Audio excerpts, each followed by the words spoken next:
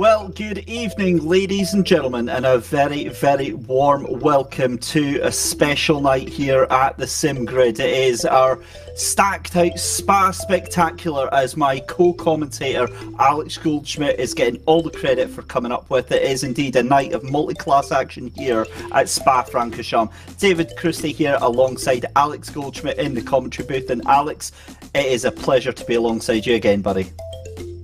Yeah, hi and avant, bonsoir, good evening. Yes, great to be back in the commentary box alongside my good old Scottish buddy, Mr. David Christie. But yeah, multi-class Spa, GT3 and GT4 action around this just over 7-kilometre circuit. And if I'm honest with you, if I thought the British Classics and Japanese night were going to be something, this here at Spa-Francorchamps is going to be absolutely grandiose tonight.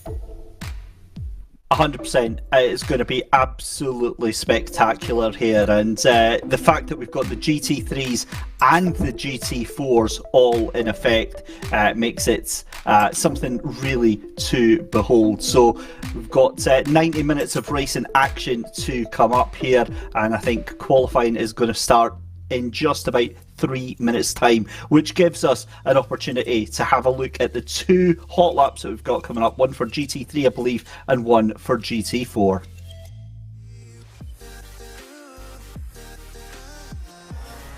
We're on board the BMW M4 GT4 of Coach Dave Academy's Gregor Shilman. We've gone across the line to start a lap here at Spa-Francorchamps.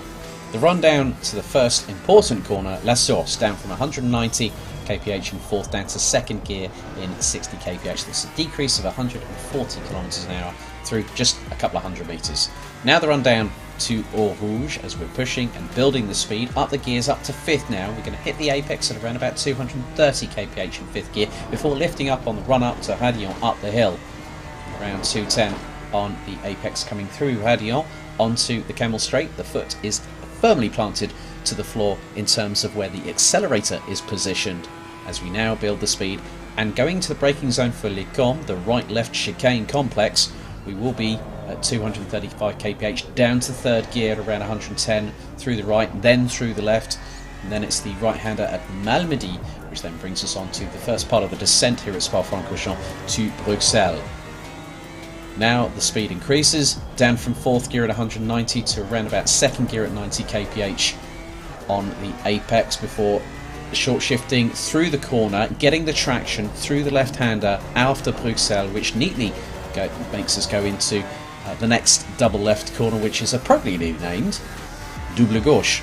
Into the first left-hander from fifth at 210 to around about 145 kph. The BMW being allowed to casually drift to the right-hand side before the next left, before we go into the right-hander at Les Fagnes, which brings us into another left-hander after this one, down to third gear once again, just over 110 kph, through the next left-hander, which is part of the Les Fagnes complex, before we head into two right-handers now. The first one being Campus, third gear, at around about 120 on the apex, running the car a little bit wide to the left-hand side. Stavelot, now negotiated at about 165 kph in fourth gear, before we head on the run down towards Blanchimont, negotiating our way through Cours Paul Frère at around 210 kph in fifth gear.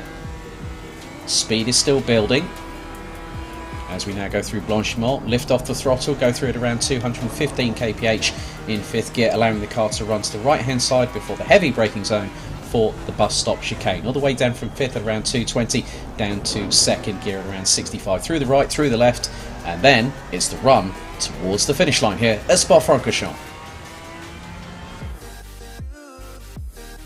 We go from GT4 to GT3 on board the Audi R8 LMS with Kelvin van der Linde in the number 2019 land entry. Now across the line, heading towards La Source, braking from fourth gear at around 215 kph down all the way through to first gear, 65 on the apex of La Source. Now the run down to Eau Rouge and Radillon, and you will now see the full commitment when you keep it completely planted in a GT3 car. Now up to fifth gear, watch the speed on the apex, 248 going through Eau Rouge, not even lift going through Radillon at 240 in fifth gear.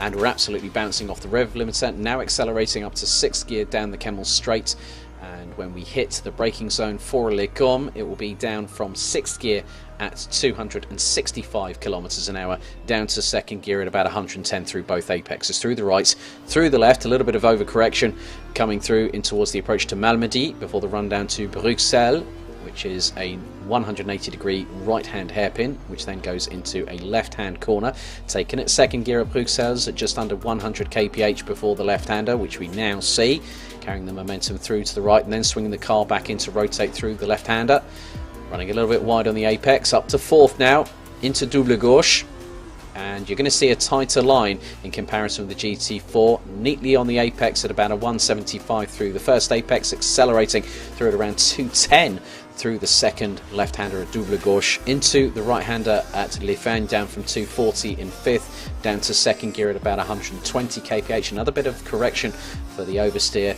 that the Audi is trying to kick out from the back end.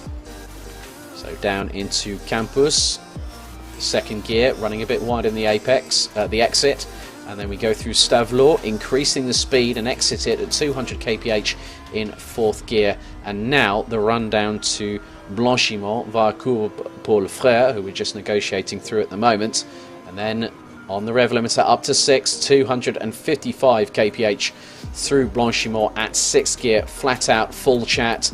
And now up to the bus stop chicane, braking from 260 in sixth, down to first gear at around 65 kph, through the right, through the left, and now the Audi R8 LMS Evo accelerates its way towards the finish line here at Spa-Francorchamps.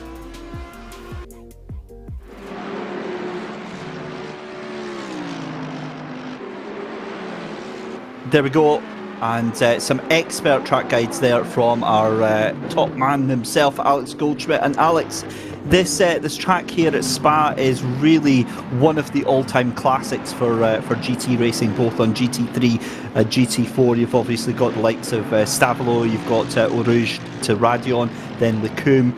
For you as a motorsport fan, what stands out for you on the track? I think it's just the entire dynamic of the circuit. You know, just over 7 kilometers. You know, this is the iconic place where the Total Spa Francorchamps 24 hours happens, and that was inaugurated back in 1924, would you believe? As we see George Boothby in the 666 Ferrari heading into Eau Rouge, and they're going to be lifting a little bit towards the top of Radillon, but you know, it's about the pure speed. These cars are going to be literally going full throttle around 70% of the lap, and that's the pure appeal of it. You know, you go into, like, say, Pouhon, which was originally named double gauche, which is effectively French for double left, and then you get Blanchiment, where they're going to be pushing like 260 kilometers an hour in sixth gear. And if you go side by side, it's like you've got great, fantastic viewing spots as a fan, but it's just the other allure is obviously the Belgian culture, the Belgian cuisine as well, because for those that do know of me through karting circles, Belgium is actually where I started my European commentary career. So Karting Genk, which is about 95 kilometres northeast of this circuit in real life, just so happens to share the same microclimate when it comes to weather.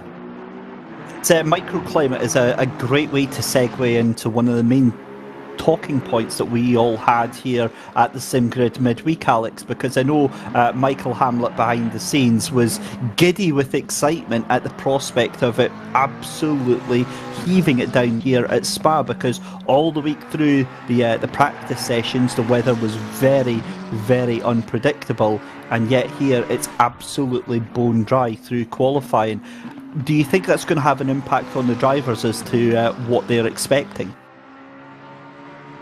I think also, talking about the weather at the moment, you know, there's cloud cover overhead, and we all know that in Belgium, especially places like Spa-Francorchamps, Zolder, the microclimate can strike in an instant. You know, you could have beautiful sunshine with cloud cover like we've got at the moment, 13 degrees air and track temperature, and then at a moment's notice that rain comes down, and it comes down hard, and that could really spice things up. And plus you add that to a multi-class race where, you know, we've got 5 different tiers for both classes, totaling at maximum about 150 for GT3, 100 drivers for GT4. That can really change everything as well, in not just the main tier class, GT3, but also GT4, because those cars that are more production based might have a little bit of an advantage, because as soon as you get wet weather into the mix, the aerodynamics, the setup, it can go a bit Pete Tong, so to speak.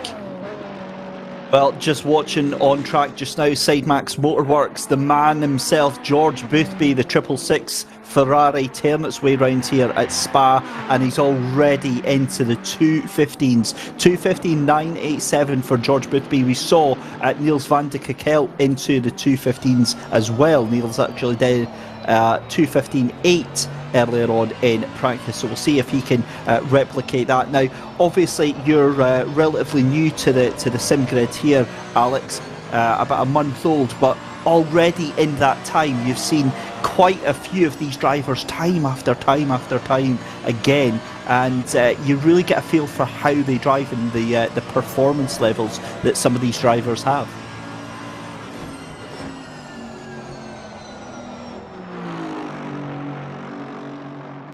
So 23 minutes left to go in qualifying just now. It's still George Boothby at the top of the time screens there. Vasily Onufriev in second place there, 2:16.422. Now that is 0.4 of a second behind George Boothby, so a large gap, and I've got no doubt that in the next couple of minutes that gap is going to come down considerably. You've also got a couple of names that we don't tend to see too often. We've got Milton Steele-Vassen in third place there with a 2:16.653, but there you go, Vasily Onufriev. We did say he was doing well in practice. He was third fastest in practice, goes up to the top there, 2:15.975, Alex, and now things are starting to warm up. Yeah, we're with, from the Netherlands, our good old friend, Mr. Recovery, obviously from the British Classics, Nick Nipples, who we unfortunately didn't see at Japanese night. Bastian Richter in the number 59 from Germany. He's currently rounding out the top 10 as the number 99 of Jose Lopez in the Aston Martin goes P8. So yeah, I mean, Harry Spears, we've seen him race here on the sim grid before. You know, so there's a lot of drivers here that we have seen. Henneberg, another one, as Van der Kekkel goes to within 0.2 of Onufriev. Onufriev, I think, was our victor at Japanese night, if memory serves me correctly. So yeah, there's a lot of drivers that we really need to keep our eyes on. And when you have both GT3 and GT4, it's a 15-minute qualifying session for both classes. The 90-minute race, there are 2 mandatory pit stops, but they can be taken at any time during the race. So again, we're going to see that strategy. But one of the biggest things here, David, is about the fuel consumption, not just the tyres, it's the fuel consumption. So if the drivers decide to go for a heavy fueled first stint, the car will start coming alive in the latter part of it, and we could see quite a few splash and dashes towards the end of the race. Yeah, again, and that plays into tyre use and car safety as well, because damage is going to be one of the things that they're going to have to keep to a minimum, especially with the fact that there's so many GT3s and GT4s sharing the circuit at the time. In single class racing, you know, we've got a fair amount of lapping and unlapping going on, but with GT4, I think we're really going to be struggling to catch a breath throughout the whole 90 minutes. Some of the drivers, just looking at the entry list here, Alex, for the GT4s, a couple of drivers that we're more used to seeing in the GT3s, for instance. Gianluca Gantz is in there, James Bacon is in the Ginetta GT4, the 125, Nick Babin, Jonas van Druyten in the Porsche Cayman GT4, he's the 995. So I wonder if they're wanting to get a clear run and potentially a better chance at a podium. That could be the case, David. I mean, you know, every driver, when they're given the opportunity of going into a multi-class race, it is, as I've just noticed, if you see what's under the name of Bastian Richter's name, it's got Unicorns of Love, and it's the brightest, pinkest McLaren 720S I think I've ever seen. Sorry, that put me off my chain of thought there. But yeah, I mean, some drivers, they'll want to get bragging rights in GT4. You know, we had the launch party a few months ago here on SimGrid. And GT4 has become a real staple here on the Assetto Corsa Competizione platform. And to now have multi-class racing as well, it's really going to spice up the ante, because the GT3s and the GT4s, if there are blue flags involved, it's not just about the GT4 getting out of the way, it's also the faster GT3 car that has to mind their P's and Q's and make sure they make a safe overtake without impeding not just themselves, but anyone around them. The other thing as well is obviously we're away to see the GT4s coming out in about 5 minutes' time. We've got about 19 GT3s and I believe probably about 15 to 17 GT4s away to take to the grid as well. That point you made about the blue flag etiquette, it's amazing how many people misunderstand because they presume, as we see Ariel Cornel Daisy getting the last corner very, very wrong there at Spa. But yeah. I was just glazing over that one. I know. I think you might as well just say Ariel, and then I'll try and pick that up. It was definitely an Argentinian surname, that was for sure. But as we're riding aboard with Harry Spears, but yeah, it is that kind of sort of factor that you really have to put into practice when it comes to multi-class, because it's not. It's, as I said, it's about everyone just having their eyeballs on stalks. There are places around here at Spa where a GT3 will either go up the inside, go up around the outside, and we could have a GT4 piggy in the middle sort of situation, maybe going through somewhere like Blanchimont, for instance, and that's at over 230 kilometers an hour. I think would put us both wanting to go into a dark room and take some, have a bit of water to drink and some medication just before lying down. So yeah, I think you're right with regards to your synopsis on some of the drivers deciding to switch to GT4, as we've got one of the Hondas out there, Joe McCauley, in the number 18, as he now flies his way through into Eau Rouge, and not even look at how committed Joe McCauley was there, going through Eau Rouge and Radillon. That was just brilliantly done. I love the team name that he's got, VTEC OP. It's like he is overpowered with that VTEC boost, Joe. So Joe McCauley on the run down to Lecombe. And again, a car that we're not used to seeing him in. We don't see the Honda getting a lot of representation. And it's great to see, you know, you've got Hotonen in the 353 in Godzilla. Now, we see Godzilla occasionally making an appearance, but Asa Hotonen out there in the Nissan tonight, down in 18th place. Yeah, Hotonen, I remember, actually was in Japanese night and was actually out of the race early. So Esa Hotonen from Finland, what is it? I mean, look how close it is between the top 20 and GT3, 2.367 seconds. So Hotonen trying to get a run on Wenlock in the number 90. So Wenlock could have an opportunity, well, might not have an opportunity to capitalise, because literally they've got about 60 seconds on the clock before we go from GT3 to GT4 qualifying here at Spa-Francorchamps.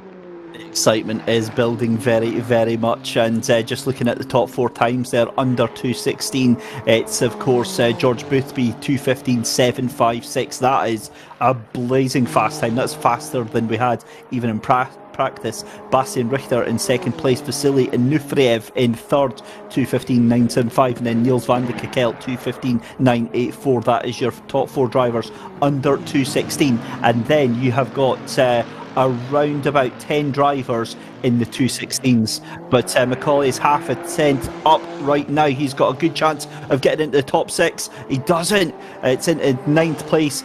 It's 0.7 of a second behind, and this is Vasily Nufriev right now in the like and subscribe Ferrari, number 77, just coming through the final couple of corners through Blanchimont, and he's around about 0.2 up. Alex, coming up towards the chicane here.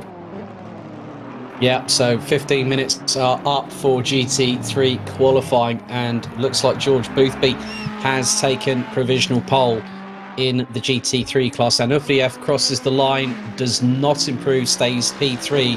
And there is Lukas Kreuzer in the number 96 Mercedes Sidemax Motorworks car. And he's a 10th up at the moment. Now, he's making his way down into Pouhon. So currently P7. And it's just under a 10th behind Harry Spears at this particular moment. So he's now going into the next right-hander at Les Fagnes, before you've then got the run through Campus. So you've got the left-hander here, then into the right at Campus, and then Stavelot before he makes his way through what's called Courbe Paul Frère before Blanchiment. You can just see how wide he actually ran coming out of campus going to Stavelot. And that lap, I think, will be invalidated there because he was running a bit wide coming out of Stavelot. So, and that has just been confirmed by the man all-seeing, all-knowing, Mr. Michael Hamlet, of course. So, yeah, I mean, so that is it for GT3s, and it looks like the GT4 crowd is making their way out on track at the moment, David. Yep, they're all leaving pit lane, and it's hard lines for Ariel Cornell Daisy, who finishes in 21st position. I've got a feeling he may indeed finish behind some of the GT4s, 225, 257, so that is going to be one heck of a recovery drive for him just now. But you're absolutely right, we have got what looks to be another 20 odd GT4s. We've got a couple of GT3s who are still just on laps, and I mean literally just by the skin of their teeth. Here comes Klaus Neiring across the line just now, but there we go, that's it. So Alex, we've got the GT4s now, a different kettle of fish, and obviously a lot slower than the GT3s, but a lot of the drivers prefer it for the predictability of the handling and how much more fun the cars are around here. I think you know, some people will have that penchant for GT3, but then GT4, you know, the Porsches tend to be, well, they are actually in this current climate. I mean, I'm just looking down the entry list. 1, 2, 3, 4, 5. We've got 8 GT4 cars, all Porsche Caymans. You've got some Ginettas out there. I'm not seeing much love for the Maserati, and I know for the biggest reason being is that the Maserati GT4 car is the only one on Assetto Corsa Competizione that has no assistance through ABS or traction control. The car has neither, and it's rather a bit of a handful. So a lot of the drivers will go for that tried and tested machinery, as Martin Ulrich in the number 41 BMW M4 GT4 now flies his way through Eau Rouge and up into Radiant. There's James Parker in the number 44 from Coach Dave Academy. He comes through in the Ginetta, so sticking with Lawrence Tomlinson's finest. It is the car company that is actually owned by Lawrence Tomlinson, and they do a lot of work not just in GT4 but also the Ginetta Super Cup that accompanies the British Touring Car Championship on the Toka paddock. You've also got the LMPs that they're doing as well. So some good machinery out here. We've got a couple of McLaren 570S GT4s with another familiar name from France, Paul Batty in the number 14, and then we've got Kevin Rassad in the number 56 McLaren. So 2 drivers, and Martin Ulrich is the only driver in the BMW, so a lot of drivers going for the Mercedes, the Porsche more than anything, and Lozanov seems to be the only one that has gone for the Aston Martin Vantage GT4. It's an absolutely gorgeous car, but back to the GT4, the Ginettas. There's something about that car, about the G55 GT4, that just looks absolutely gorgeous round here. I think it's the elongated nose at the front and that backed up rear facing cockpit. It's just so nice, and obviously we see it in many guises. The G55, we see it in the seniors and the juniors and the BTCC package, and here in the GT4 configuration.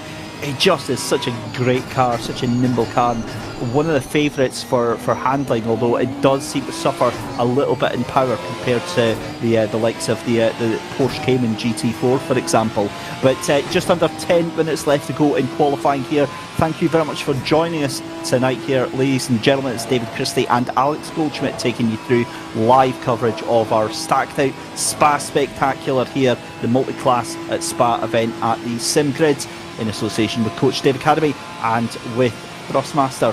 So, 10 minutes left to go. It looks like we have got Gianluca Gantz up in pole position for the GT4s right now, and it's some of the times that are coming in, Alex, fairly even, within about a second and a half there. As we say that, Lozanov straight up with that Aston Martin and takes about about 0.4 of a second off of Jean-Luc Gans, Alex.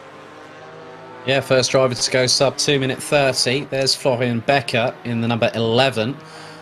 Currently running about 0.8 off of Lozanov, who's leading the way, followed by that is Jan-Luc Gans in the 112. James Parker. There's Daniel Klein about to come across the line, very much resplendent in the German national colours, of course, being from Germany himself. Goes across now. Will go across the line now. Obviously, for those wondering, when they come across the line and a time shows up and there's no differential showing on the left-hand side of the timing tower on your screens at home, that means that lap was very much invalidated. So if they've exceeded track limits, they've got 8.25 minutes to do that. And when they're running at the 2 minute 30 to 2 minute 32 second window here, David, you've really got to be on your A game for qualifying at Spa-Francorchamps. 100%, because a scrubbed lap here at Spa, Alex, costs you so much more than just, you know, a couple of minutes. When you consider that your out lap, if you go back to the pit lane, which they can't do, they can't just hit escape and jump back to the pits. They've got to go and start again. So that's what, maybe 2.5 minutes for a warm-up lap. Then they've got to go and do their normal lap as well. So if you mess that up, then that is a significant chunk of your qualifying effort gone down the drain. And then you've got the mind games that end up coming out through qualifying as well. You've got the lack of confidence. And yeah, it's a difficult one, but great to see so many of these drivers absolutely on it right now. Let's get a quick calculation here, because between Christian Lozanov and at the back of the grid there, I think that is 2 seconds, just over 2 seconds for around about 20 GT4 cars. These are going to be some incredible close pack races tonight. Yeah, there's been some improvements. Bacon in the 125 has been the second driver alongside Lozanov, and what's even more impressive is the agility of the Ginetta GT4 is now showing, David, because look how close he was. And now Van Druyten goes up into P3 ahead of Jan-Luc Glans, but then it changes as the 199 Ginetta goes up, and look, that's ridiculous. Did I just notice, sorry about that, Alex, did I just notice James Parker jumping up into pole position there in the Ginetta? 2:29.679 takes the place away. And in fact, me saying that about the Ginettas, the Ginettas are now first, third and fourth right now. And provisional pole position separated. That is 21 thousandths of a second between Parker and Lozanov. That is very much game on. Van Druyten currently in the pits. We've got a yellow flag out on the circuit, as I think there might be a car off just past the right-hander at Malmedy. There was for just a moment. But yeah, I mean, Parker now, top three covered by a tenth. That is crazy in this category. Oh, I don't know about you, Alex. I'm starting to get a little bit excited. 5.5 minutes left to go in qualifying here, and nothing is going to be left on the table. You can be absolutely sure of that. We get some brilliant work there from Mike Yao behind the scenes at direction for our broadcast tonight. Switching your leaderboard there to GT4s only gives us a little bit of a clearer idea now, as we've got 16 cars, Alex, within 1.7 seconds here. You've got 13 cars within 0.8 of a second. I think the thing is, David, even though the track temperature is dropping, the track is evolving. It's at its optimum. And so Jan-Luc Gans goes, oh, look, he's absolutely decimated the rest of the field. A 2:29.394, nearly 3/10 quicker than James Parker.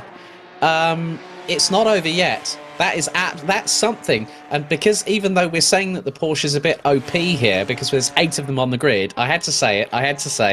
But the Porsche, very strong around here. But I think if Parker and Bacon and Tommy Shetsu we got on the screen at the moment, if they really wind up the wick on these Ginettas, I think Gans could be finding out the hard way that you might be ahead by nearly 0.3 of a second in quali, but wait until the dying moments of the session, because if someone's on a hot lap, something's got to give. Just having a look here. Having a look here at the last multi-class race that we did here, and Tommy Schetz actually took that one by a considerable margin, so he has got form here at SimGrid, Alex, and he definitely one to watch. Only 0.3 of a second, just under 0.4 of a second off of pole, and we know that it doesn't always translate into a strong finish, taking, you know, pole position. We've seen so many incidents happening within the first 10-15 laps, setting the pole sitter all the way back through the grid and then having to do a recovery drive. So second, third or fourth, that's not a bad place to be on the grid right now. Yeah, I mean, a bit of a moment there for Francis Paul-Bati. Lost the back end of the McLaren. And he was looking rather clean there, as you can see how quickly now James Bacon is trying to close. There's Tommy Schetz in the 199. He's that's definitely very much, that could glow in the dark if that car was actually under nightfall roundabout now. But James Parker, you know, he's sitting in second position. It's not always one in qualifying, as you said about the previous multi-class here at Spa with the guy that won it last time, who's currently on our screen in the 199 Ginetta. He's got one of the Mercedes not too far behind. I think that could be Eichhorn in the 53, who is in 10th position, just over 0.8 off of pole at the moment, with Brambilla. That's Daniele Brambilla in the number 4 Mercedes, is 60 thousandths off of the number 53. So the gaps are really, really close indeed. But then to see 21 thousandths between Parker and Lozanov, you know, we're coming into the last 2 minutes and 20 seconds. If drivers aren't getting towards the end of their lap now, they're not going to have an opportunity. If they're the far side of the circuit, coming through the bus stop chicane, and they cross the line, they're going to have one more lap to go. Whereas these drivers that are making their way around the lap, you know, Tommy's now going through into Blanchimont, so he'll have another full lap, but then there'll be people that will not have that opportunity, as I think James Parker's now back out on the circuit. One thing that I've noticed as well, Alex, I think that Gianluca Gantz has kind of caught everyone by surprise with that one. We were seeing everything squeezing up together timing-wise, and he's just blown the lid right up. But here comes Tommy Schetz across line. Oh, he got 0.2 up, just 0.2 behind Gianluca Gantz. That's enough, Alex, to take him up into second place there. I think this next minute and a half is going to go by very, very slowly indeed. I think especially for one person more than anybody, Gianluca Gantz, as Daniel Klein now heads across towards the finish line. And he goes up to P5 in the class, so that's a great job by the number 29. That puts him just under 0.4 off of Gianluca Gantz. So, yeah, I mean, a Porsche, you got the 2 Ginettas in the middle, and then you got an Aston Martin with Lozanov. And then there's Goldschmidt, who is 2 seconds off of the 16 off of the rest of the field in terms of where Gantz is in terms of pole position. But we're coming to the dying throws, and Gianluca Gantz, I'm really interested to see what his sector times will be. But he's got to really push now. If he's coming out of the pits, well, that's definitely track limits infringement there for the 112. But it's about, is he going to get there before the checkered flag for qualifying? Because if he doesn't, he's going to think, well, why did I do an outlap now? I should have just waited. Or I should have. And you can just see, he's pushing like crazy. That car went absolutely sideways, and that was coming through Blanchimont. Of all the places, you don't want to get it wrong. You don't want to go off at 230 kilometers an hour in top gear at Blanchimont, of all places, David. Oh, I think he's just missed out. I think he's just missed out. I think he's the first. He is. He's the first man to take the checkered flag. So Gianluca Gantz's gamble has backfired, leaving it open to Schetz, to Parker, to Lozanov. We'll see in just a second. Schrank comes across the line and 1.8 behind, so he doesn't improve on that. He does actually, sorry. But Lozanov currently, it comes across the line. He is on. He was on par for taking pole position, 3/100ths of a second. Let's have a look at, we've got Parker as well. He's 2/10ths up as well, Alex. This is all going to kick off very, very quickly. Yeah, with the top three covered by just 2/10ths of a second. So Gans and Lozano, 33 thousandths of a second to pass. Klein and Paul Batty also up on sector times at the moment. James Parker making his way through, and very shortly he's going to have a real go at it. He's going to come through towards that is I'm trying to find out where that is now at the moment, but Daniel Klein now coming through. The rest of the drivers have started pitting, but Decline currently P5. He's declined 3/10ths up on his previous personal best, but I think it's not going to be enough for the German. He's going to cross the line now. Does he improve? No, he doesn't. But James Parker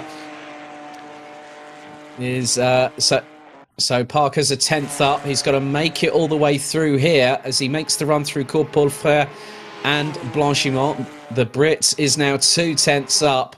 He's got a really... Oh, that was definitely wide coming out of Blanchimont. He could have overcooked it there, and that would have cost him all that momentum. He's just carried through nigh on about 5.5 kilometres. So James Parker still 2/10ths up. He's going to come out of the across the line. Where's he going to go? He goes P3. He lost a bag full of time after that moment. And here we are now with James Bacon, who's 6th in GT4 coming in, and he kicks up the dust coming out of Blanchimont.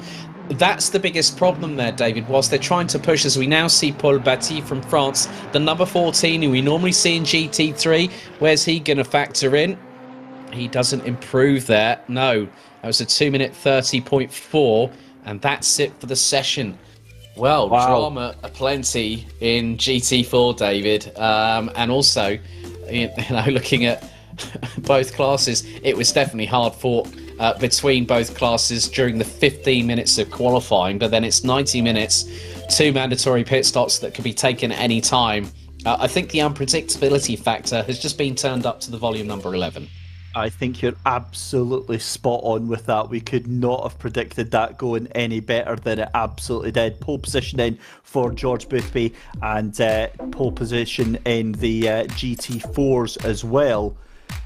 For Jean-Luc Gans there. Amazing laps. Right, just very quickly, you'll have noticed a pinned message at the top of YouTube chats, and it's a link to our blog, and there's 20,000 reasons that you should go and check that, and those 20,000 reasons are the $20,000 that's just been announced as the prize pool for Season 2 of the World Cup here at the SimGrid. Alex, you might be getting abandoned. I might be having to get a little shot in on that one.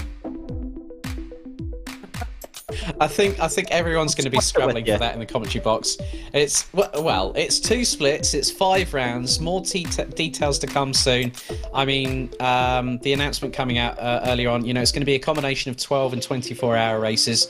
I think, if memory serves me correctly, I think the top 15 teams are already being invited.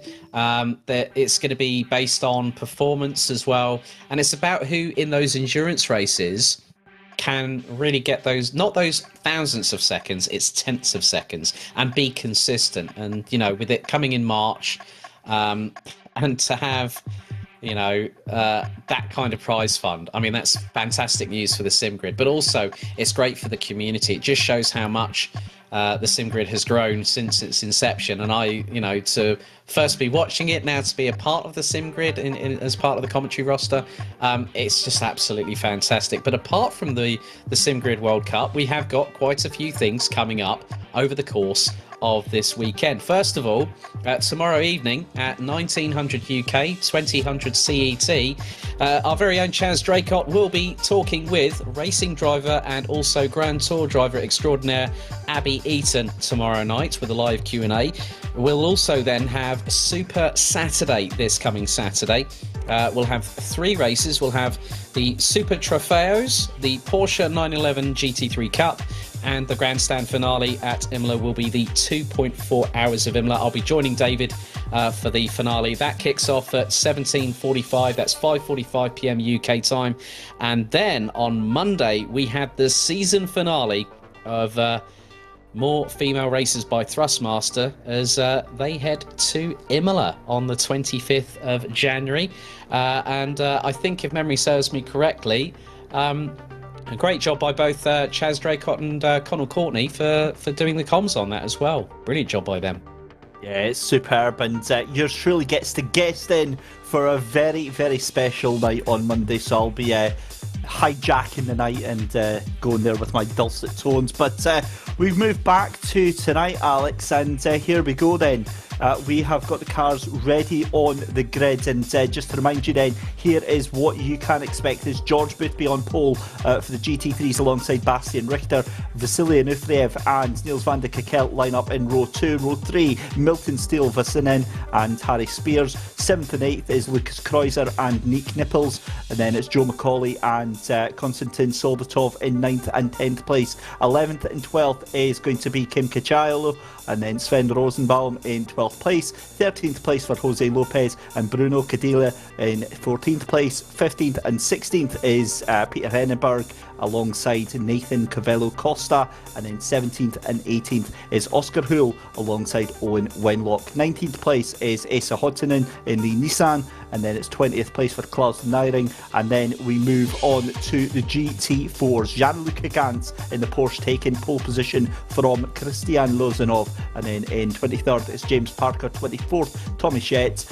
25th is Daniel Klein, 26th is James Bacon, 27th Paul Batty, and then it is Jonas van der Ruiten in 28th place. On row 15 it's Nick Babin and Florian Becker. Row 16 is Marcus Eichhorn and Danielle Brambilla. Row 17 is Calvin Rast alongside Lorenzo Giocco, and then in row 18 it's Martin Ulrich and Joel Schmidt. Row 19 is going to be Sandro Petroziol, and then it's Max Schwanke in 38th place. And then at the back of the grid, all by themselves, is a GT3. Now, I didn't see that one coming, but it's Ariel Cornaldesi. So there you go. That is 39 cars split into 2 different classes, Alex, and we are just getting ready to get the green flag here. You know what, the even bigger thing we've got, we're going to be heading into the night here on SimGrid. The server time, 8:05 p.m. Their cloud has picked up, David. Oh, I sense some microclimates in the air, my good man. Being Scottish, I am the resident expert on microclimates since we had snow and hail and sunshine all in one day here. So I don't think we're going to have that, but we are looking at the weather, Alex, and looking at, I'm going to do my my best weatherman impression here. We are at that threshold for precipitation starting here, and that's a nice fancy word to show that I sound like I know what I'm talking about. But rain is potentially on the way. It's 50-50 on whether or not we actually do get some. So we'll keep our eyes peeled for the weather notice up at the top of the screen there. But 90 minutes here of Spa, and more importantly as well, track temperature. Thank you very much to Ken Arneson pointing this one out. 11 degrees track temperature. That's just a little bit cooler than it was in qualifying. It was. I mean, that was a 2-degree drop. Thank you very much to that weather prognosis. To SimGrid's very own Michael Fish, Mr. David Christie. I'm going to give. I'm going to say 60-40 maybe on the rain, because having experienced Belgian wet weather conditions, I've been commentating. It's been absolutely bone dry, and then within 90 seconds to 5 minutes, it has tipped it down. So I've got a distinct feeling that there could be very much a heavy probability of rain, but it's all about now. And I think you remember the Spa 24 hour, David? Yes. Oh yes, that was yeah. that was so dry. You could have literally had a holiday and got your beach umbrellas out there. It was lovely, lovely weather. But I don't think we're going to get the same tonight, and I wonder how many of these drivers are going to get caught out by these changing conditions as we see the cars making their way round to Double Gauche. And Alex, one thing that I've always been jealous, and I've made no secret of this, is your pronunciations and your localization. How do you do that? Plenty of practice. Considering the fact when you've had to deal with 30 different nationalities and 200 competitors at a one-off karting event, that really does test you. And I had 37 races. I still, it was quite surprising because the amount of people that came up afterwards to me and went, I can't believe you got my son's surname right. No one else would have tried it, and you're a Brit. And I said, well, the thing is I'm a bit of a cunning linguist because I do speak 2 or 3 languages. So you have to sort of, and I was always of the opinion that on the commentary, I'd go like, if it's wrong, please come and tell me. And I got told that so many times, it actually helps you. So if people do want to pull us up on pronunciations, that's fine. It's what they call constructive criticism. Yep, it absolutely is. And great point in chat there from Mentorot, who thinks that the start should be without the cars ghosting. Obviously, it looks a little bit unrealistic. However, the reality is, if you don't put the cars on ghosting, then they're all on a limited speed, and it's very easy to take advantage of that. So this is the fairest way that we do the starts here, and it gives the drivers that time to get adjusted, to get ready to go green, because of course, you know, about 400 metres from the start line, they then get called into their double file, and then the collision gets turned on just before the start. So I have to agree with the SimGrid. I think this is the fairest way in Assetto Corsa Competizione to get things started, and we are getting ready. The cars are now starting to take to their position. They're getting their guides telling them where exactly they need to be. They've done the work. They've got the heat into the tyres. They've got the heat into the brakes, and we are getting ready to go green. It's through into the chicane then for the first time. 90 minutes of Spa. The stacked up spectacular is about to go green here. The GT3 cars are about to roll into life, and we are going to go green here, and away we see. That's my problem. I'm so used, Alex, to having it at the start line there, and of course they go round the corner here. I apologise, guys. I got you worked up too quickly. Alex, you can take it away, my friend. Okay, well, we'll do this. Well, I'll start off then, shall I? So it's Boothby and Richter on the front row. They come through Les Hors, heading towards the traditional start for any race here in sports cars. Ladies and gentlemen, are we ready? Are we steady? It's about time to get going here at the 7.004 kilometre circuit here at Spa-Francorchamps for the 90-minute multi-class GT3s and GT4s ready to go racing. It's green, green, green. They head down all the way to Eau Rouge and heading on for the first time. Great start by Boothby. Pulls ahead of Richter as they go side by side. That was Anoufrieff and Niels van der Kerkelt going side by side through Eau Rouge. The Dutchman trying to think of an idea, and it looks like they're all getting through, and it seems that Gans has also got a good start ahead of Lozanov as they head to Les Combes for the first time. Well, I don't know what this is, but this isn't GT3 or GT4 racing, because everybody made it through. There was no deaths at Eau Rouge, so absolutely delighted to see that. And now we have got an absolute barnstormer of a race going to be going on right now. George Boothby still in the lead. Oh, a little bit of contact there. I think that was Anoufrieff on Stil Varsen, just nudging him off to the outside there, and he's going to go down into 6th place there. But then that means Anoufrieff is under pressure as well. I think that's Harry Spears that's up there. We've got a car facing off into the background of the GT4s. We'll get an ID on that in just a second. But as it was, I mean, that is a fantastic, fantastic start for the GT3s. Everybody away safely, and for the GT4s as well. It's it's been a good start. Yeah, I mean, one of the things that I saw was that Harry Spears trying to go around the outside of Stil Varsen and managed to get the job done. So Stil Varsen down into 5th position. It closes on the back bumper of the 285. They've got quite Soldatov, Nipples, Macaulay rounding out the top 10 in GT3 as they're making their way towards Blanchimont at the moment. And this is where it's ultra committed. And down at the back of the field, I'm not too sure whether that was maybe a Porsche as it's getting really racy. Jan-Luca Glantz is not leading GT4 because ahead of him is Great Britain's James Parker in the 44 Ginetta. James Parker taking the lead in that Ginetta. Oh, big contact as Spears gets it all wrong into the chicane, and that's going to be Stil Varsen around the outside. through to the inside of La Source then to start lap number 2, and surely this is going to be Steel Vassins for the taking. The question is Luca Kreuzer going to take advantage of that? And it sounds like there's a big crash down there. 333 involved. That is Nathan Colville. It's been involved in that one. Yeah, Henneberg also got a slight touch at Bruxelles earlier on in the lap as, Harry Spears went absolutely straight line through Radion there, and he's going to need to give that back because you've got 3 battling away tooth and nail. Kreutzer, Zoldatov and Nipples and Macaulay getting into the fray.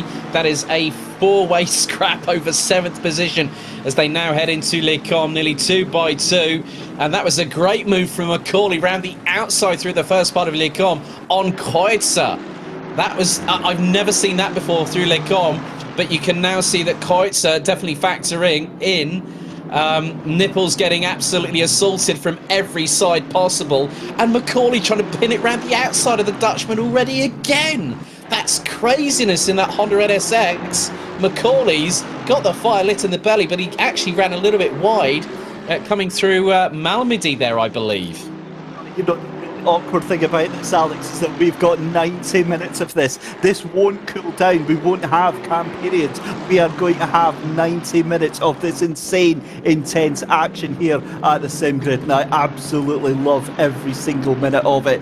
Give you a little recap then with less than 5 minutes under our belt. George Boothby still in the lead ahead of Bastian Richter, but we cut away because Nick Nipples is getting attacked on the inside there. Joe Macaulay moves up the inside, and so does Luca Kreuzer. Nick Nipples all the way down into 10th place there, and he's desperate to try and get that place back, but that Mercedes really does have the grunt, especially on the run down to Blanchimont. Just keep an eye behind this because you've got the likes of Cacciolo and Horsenbaum just behind, and that was a bit of a move wide there from that was Kim Cacciolo in the number 8. Oh, tag from behind. Kreutzer gets biffed a little bit up the rear bumper by Nick Nipples, but Nipples actually holds back coming out of the bus stop chicane, so does the sensible thing there. I still think that's going to get investigated because I think Nick Nipples, not just being he was basically the Aston Martin meat in the Mercedes sandwich, Mercedes and Aston Martin sandwich quite there. Just to jump in, Alex, sorry, your GT4 leader, James Bacon, gets a drive-through penalty already with less than 5 minutes in the race. That is absolutely huge. He goes through the pit lane to take it, but we'll have to have a look to see what on earth happened there. If it was an automatically assigned penalty, it would have been track limits. With less than 5 minutes gone, that is an absurd penalty to take just now, Alex. Well, I've just heard that Klaus Neiring in the number 23 has exited the race stage right. So that's one of our GT3s out. That was the number 23. A real shame for the Dane there, as there's Sven Horsenbaum in the number 107 from Germany, closing on the Dutch recovery artist that is Nick Nipples, who definitely has been in the trenches. I did hear that Peter Henneberg in the Mercedes got actually hit by a GT4 at the bus stop chicane. So it's not been easy, not just for the GT4s, but the GT3s that will have found themselves out of customary position will have been in that sort of melee. And there's Owen Wenlock trying to go towards Henneberg there in the number 78. And they've got Oscar Hall in the number 58 McLaren just up ahead. Not too far behind them. Credit where credit is due to Finland's Esa Hottinen in the 353 Nissan GTR Nismo. And then you've got Kadil just behind in the number 7. So this is an interesting battle for what is effectively 14th.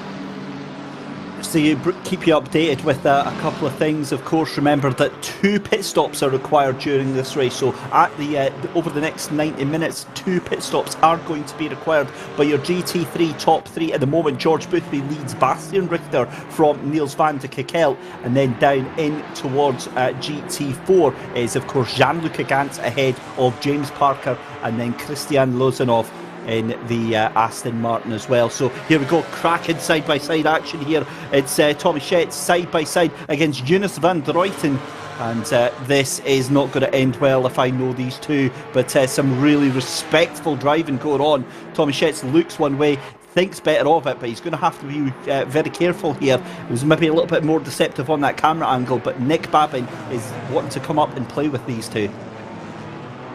Yeah, and in the meantime, you can see the likes of Gans, Parker and Lozanov. They're covered by about a second at the moment. Here's Harry Spears once again battling, and Parker, well, there's been a bit of a moment there for Jan-Luca Gans, who's dropped all the way down, tumbling like a proverbial stone, as Harry Spears...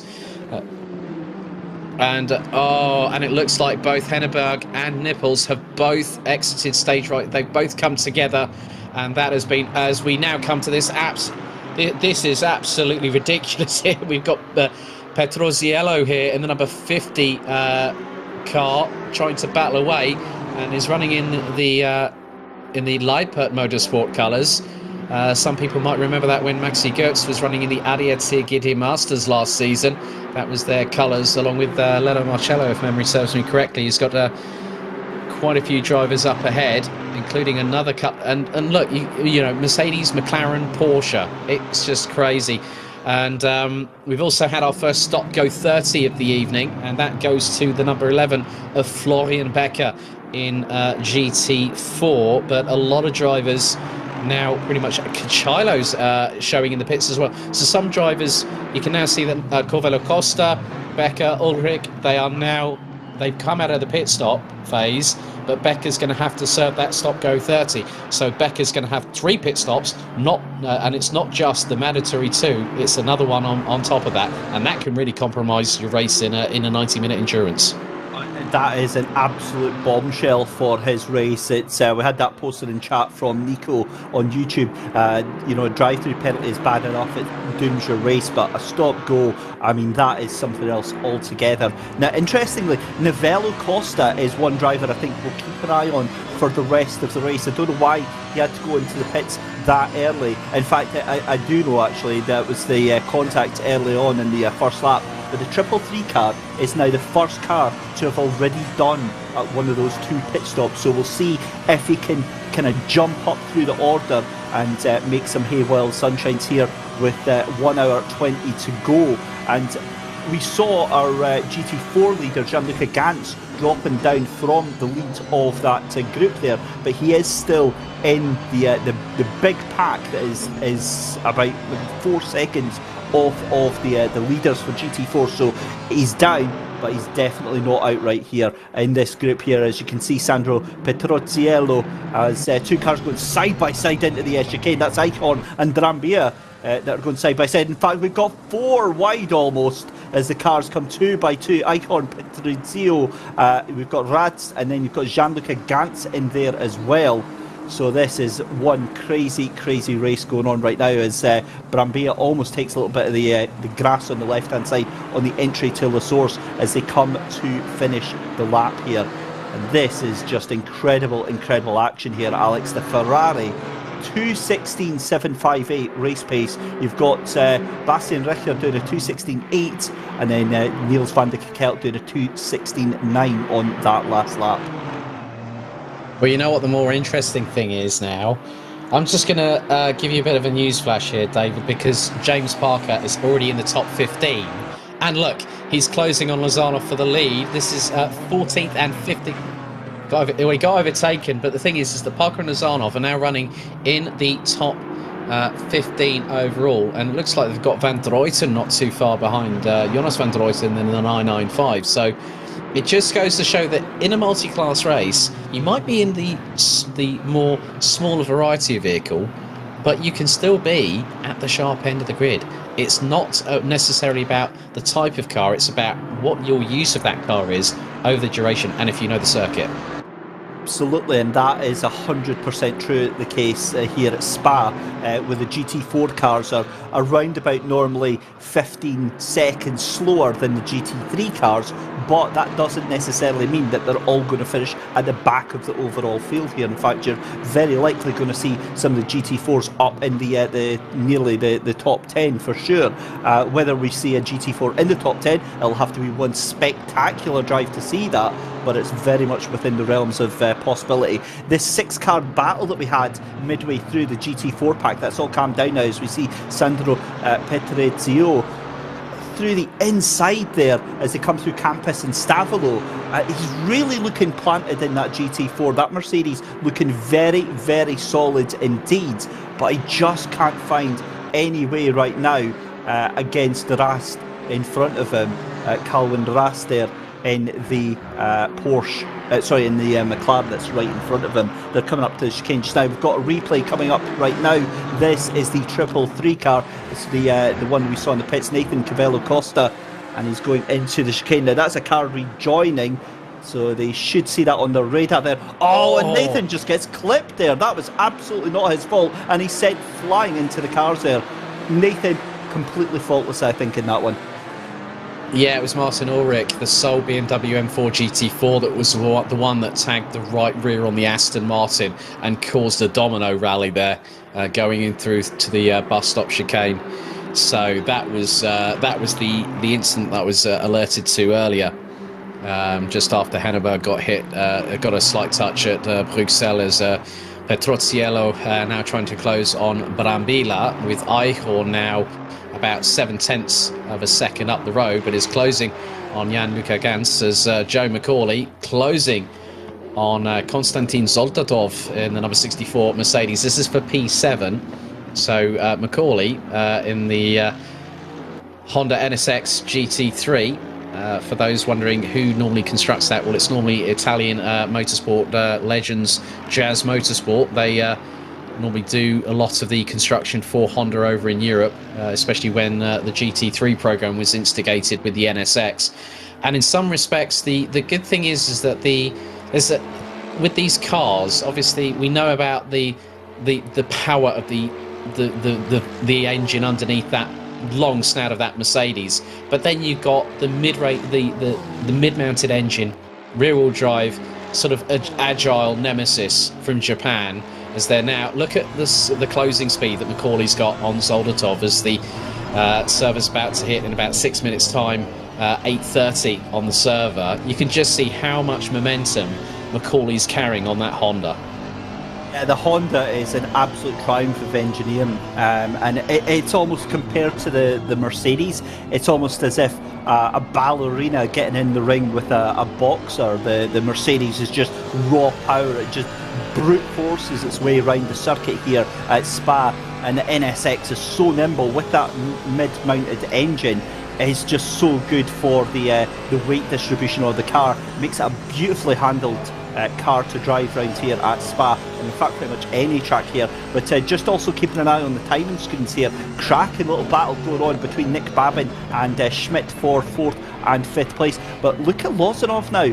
He's taking the lead of the GT4s by about 1.2 seconds, and then in first place in the GT3s, George Boothby is 1.6 seconds ahead of Bastian Richter, and Niels van der Kekkel is nearly 4 seconds behind him as well. So some big gaps opening up at the lead of both GT3s and GT4s. I'm just doing a comparison on lap sector times between Boothby and Richter. Boothby was over a quarter of a second up in sector 1, then lost 0.2 of a second in sector 2, but then gained that time back in sector 3. And Richter's actually getting a bit quicker than as Anuferev has just gone personal best in sector 1 on lap number 8. So I think it's going to sort of like, there'll be a bit of a pendulum swing, but then you come back to this battle between Anuferev, Steelvason and Spears. This is for 4th, 5th and 6th, and they've got Niels van der Kekkel up ahead, and down in the bottom right hand corner you've got the battle for what is effectively 7th, 8th and 9th between the likes of Gans, who's being closed in on by Eichhorn.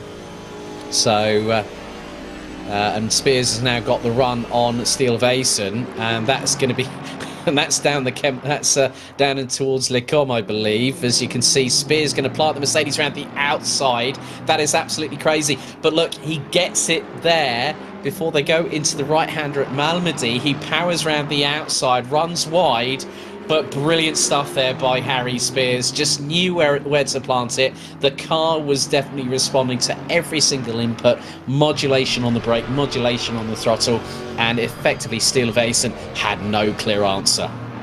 100%. I love to sit here and think that I could do something as amazing as that, but in reality, not a chance. Beautiful, inspired move there from Spurs to go around the outside there, and that is a valuable place, and I think that's actually going to release him to catch up to that leading group of cars here. As we jump back to the GT4 battle, this is for 8th and 9th place then. It was former race leader just in front of us here. It's Marcus Eichhorn, and just in front of him, Gianluca Gantz. What a fall from grace Gianluca has had to be sent back into that 8th place there. I wonder if he's trying to deal with some damage on that car, because his pace has just completely fallen off Alex right now. Yeah, he's running in the 232s. I mean, I've just seen the car in front, the number 29 of Daniel Klein, is actually running considerably slower. Well, Gantz is running in the 232 ones. Klein is running in the 231 5s. Eichhorn is comparable on pace as now Steele Vason decides, well, let's put one boot on the other foot, shall we, Harry? As you can see there, now coming through the bus stop chicane and heading through into La Source. But yeah, I think it's going to be rather interesting to see how things develop. And there is the 333 of Nathan Corvella Costa in the fluorescent green Aston Martin, just letting them get past. I think probably Corvella Costa could use this as a bit of an elongated test session, just to get more feel for Spa for obviously the next time, but we'll want to get some pace in there. As Paul Batty and oh, this is a great battle here. This is between him and the number 74 of Goldschmidt, and they've got Daniel Klein closing on their 6, but Paul Batty normally does pretty well in GT3, but in GT4 in that McLaren, he's done a really good job so far. They're 6.8 seconds off of Nick Babin in the 707, who's 3.9 seconds behind the number 995 of Jonas van Druyten, who in turn is also half a second behind James Parker, whilst Lozanov is running away with the tumbleweeds at the moment.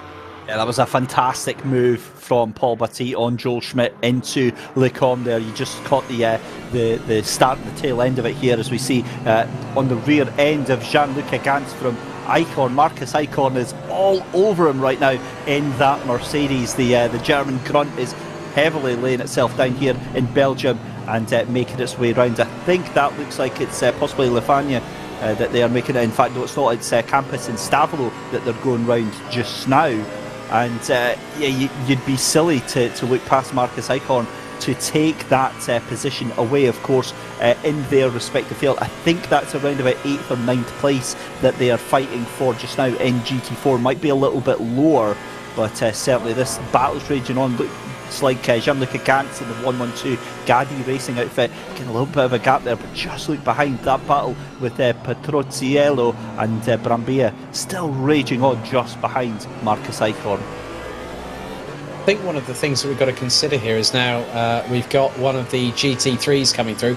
That looks to be the two leaders, Boothby and then Richter, not too far behind. So within the first 21 minutes of this race, the two leaders overall, Boothby and Richter, now coming across the likes of Gianluca Gantz.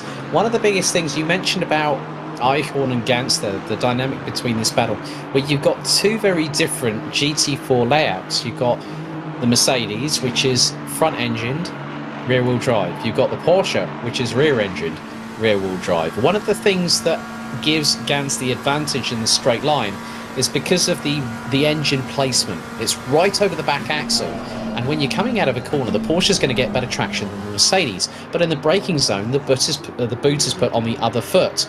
So the engine, it's okay, it's not exactly like where it would be in the production version of the Mercedes AMG GT, but it's still further forward. So that's why Eichhorn has been even better on the brakes than Gantz at points, but Gantz is able to power it out of those corners. So that pendulum stalemate is going to happen for a little bit longer, I think. And the more that he gets involved in that fight, the further down the order he's going to fall. But just watching this battle here, James Parker now down into 3rd place in GT4. Important to remember, he was actually leading GT4 now, but he's fallen behind Lozanov, and he's also fallen behind Jonas van Druyten, who's just gotten ahead of him as well now. So Jonas van Druyten in the Porsche trying to catch down that treble one of Konstantin Lozanov. And we've got some penalties already coming in as well. Now we've got actually quite a few. We've got a 15-second penalty for car 90. That is Venlock. That is Owen Wenlock. It's a 15-second penalty for avoidable contact. We've got a drive-through for car number 41. That's Martin Ulrich. So that'll be for that contact against the 333. We've got a drive-through for car 11 for an unsafe rejoin. And we've also got a 15-second penalty for car number 99. And that is for avoidable contact. Florian Becker got the drive-through there, and I think that'll be the same one that he's already served. Actually, we saw it popping up earlier, and Jose Lopez getting the 15-second time penalty. Yeah, and Luca Gans's race has gone from bad to worse. He's got a drive-through penalty as a result of possibly more than likely track limits, so that's really going to compromise his race. So the number 11, Florian Becker, the number. So Becker is already DNF, David, so he's out of the running. But let's just keep our eyes on Boothby and Richter. They're absolutely flying through onto the Kemmel Straight, and now they're coming up to more back marker traffic as we go on board with the appropriately named Bright Pink Unicorns of Love McLaren 720S GT3. God, that's a mouthful on a Thursday night when you mentioned about a team name that he's put on there as well. And I managed it. But yeah, I mean, obviously, the incident between 41 and 333, that was Martin Ulrich from earlier on going into the bus stop chicane. A lot of drivers, I think, have decided let's just get things out of the way. One of the things I have noticed is that both Joe McCauley and Oscar Hall have already served their first pit stop, so they've already got one out of the way. Darkness starting to fall here at the track, and for the next half an hour on the weather monitor, we're showing cloud. But we're waiting to see if that rain does magic itself into the air, thanks to this wonderful microclimate we have here at Spa. But track temperature still staying relatively stagnant at 11 degrees centigrade on both air. But look now, Boothby coming under fire from Richter, as that looks to be Lazarov, the GT4 leader. I think they're just trying to get past, which is the case. So Richter now really closing up on Boothby. Boothby is the one that's had to fight his way through the traffic, and Richter has just got the ringside seat, David. He's just been lapping this up quite substantially here. He needs to get that moved on very, very quickly indeed, because if Boothby gets a sniff of fresh air, then Boothby tends to go away. But given how often they're going to have to put these GT4 cars under another lap, I think that's safely going to give Richter plenty of opportunities right now. But you can see Boothby just streaking away a little bit, but Richter going to have a look up into La Source here. And just looking at the pit stops you mentioned there for Joe McCauley and for Hull jumping into the pits, Oscar Hull there, we'll keep an eye on that, because that could be an inspired move. With 26 minutes of the race gone already, they could get a couple of positions on the undercut here. Yeah, I mean, one of the things that I've also noticed is that the wind is changing direction rather sporadically. It's gone suddenly, and then it's gone the other. It's changed again. Like literally within the last 60 seconds, I've seen the direction of the wind go from north to south, east to west. It's gone again. And it's a 9 km/h wind. I mean, the good thing is, the difficult thing is that when you're going to be going, if it's coming the other way, like if it's going northern, like say down where the Kemmel Straight is, you're going to have a headwind. You come through Blanchimont, you're gonna have a tailwind, so that's going to help in many respects. And it can also depend on the direction of where the car is at the moment, because with Bastien Richter, we're now coming through Pouhon or Double Gauche, whichever way you want to put it. That is that's showing that the wind is very much heading towards the north of the circuit at the moment. Yeah, I think it actually rotates with the car. You can see the little icon of the car, and it shows it in relation to where the car is on the track. So that'll change throughout whatever car that we're looking at there. But obviously I think that wind is going to play a bit of an issue later when it gets a little bit colder, and it does start to get a little bit cooler on track as well. But George Boothby, I was saying he was pulling away. He's maybe pulled out about a tenth, maybe 2/10 on that, but Richter still keeping him very, very honest indeed. And back to this battle for 5th and 6th. Harry Spears having to fend off from Milton Steele-Vassen in the 962 Aston Martin. That thing just looks absolutely majestic. It looks so brutal as a GT3 car. You know, the GT4 car does look similar-ish, but I always think the GT3 car looks a bit beefier. Another GT4 car getting put a lap down as they come down into La Source there. That is, of course, the number 56 car, and getting put down, that is Calvin Radst, getting put a lap down already. And Alex, it's been a relatively clean and relatively drama-free first half hour. Oh, that's a sign of things to come, because they say there is the calm before the storm. Look at the sparks coming from Steele-Vassen's Aston Martin going through Eau Rouge, fully committed, foot flat to the floor. I mean, the thing is that he has kept pace with Harry Spears, and Spears has been running in the 2 minutes 17.8, but Steele-Vassen a 2 minutes 17.076. That Aston Martin is gathering pace. It certainly is, and I'm also seeing at the top there, George Boothby still the only man into the 216s, 269 on that last lap round. That is incredible pace through the race as well, and that gap up to 7/10 of a second. But I think we're now going to be coming into a very, very busy time, Alex, going into pit lane and seeing a lot of these drivers taking their pit stops as we get a beautiful view of Eau Rouge up towards Radion there. It's a great shot watching these cars come through, Alex. Yeah, I do have to give a shout out to the number 49 Ferrari 488 GT3 Evo of Ariel Corina Delsi. Now has factored into now what is 14th position, having started right from the back of the grid, got disqualified post-qualification, and now is definitely making some moves up the order, going through into what is Blanchimont at the moment as the number 40.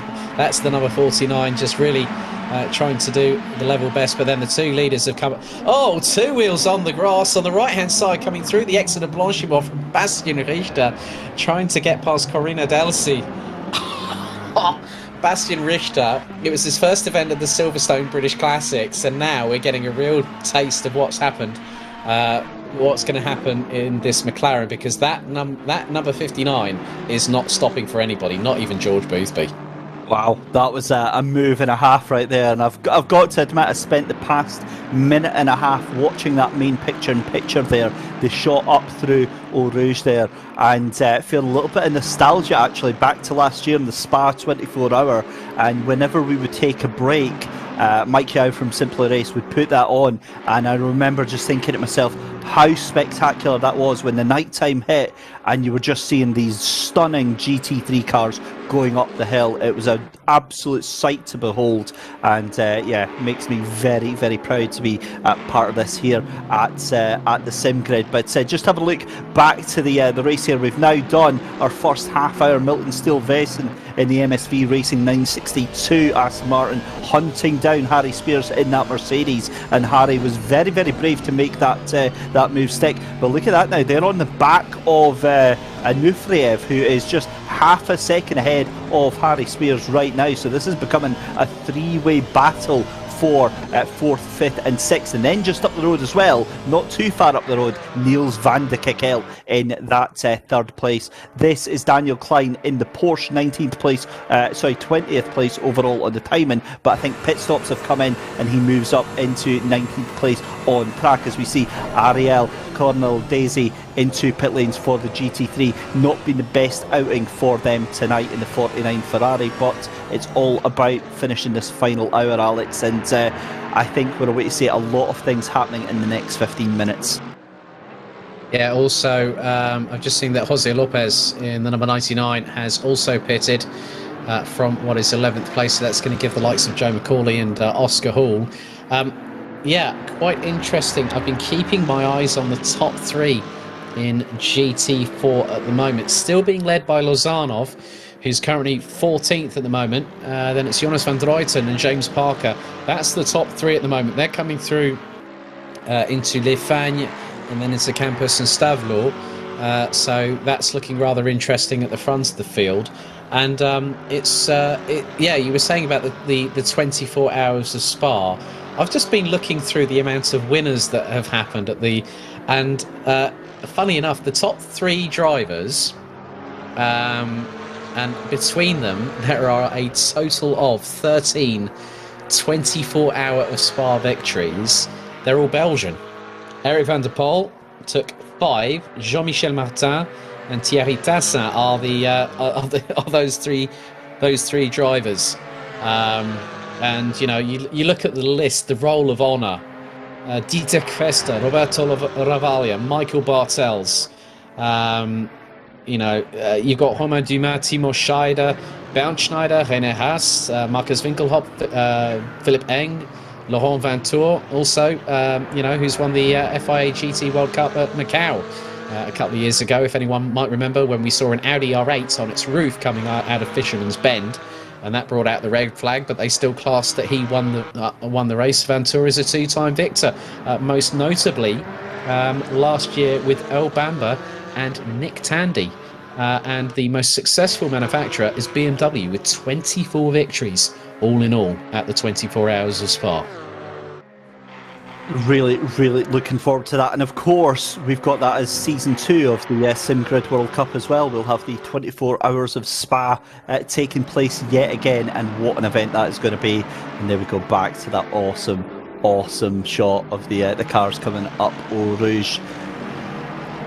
There we go. Yeah, Alex, you're getting big love in YouTube chat for all of your pronunciation. Big hello to Mika Min, who has just joined us as well, but it was Mika who is absolutely loving your pronunciation.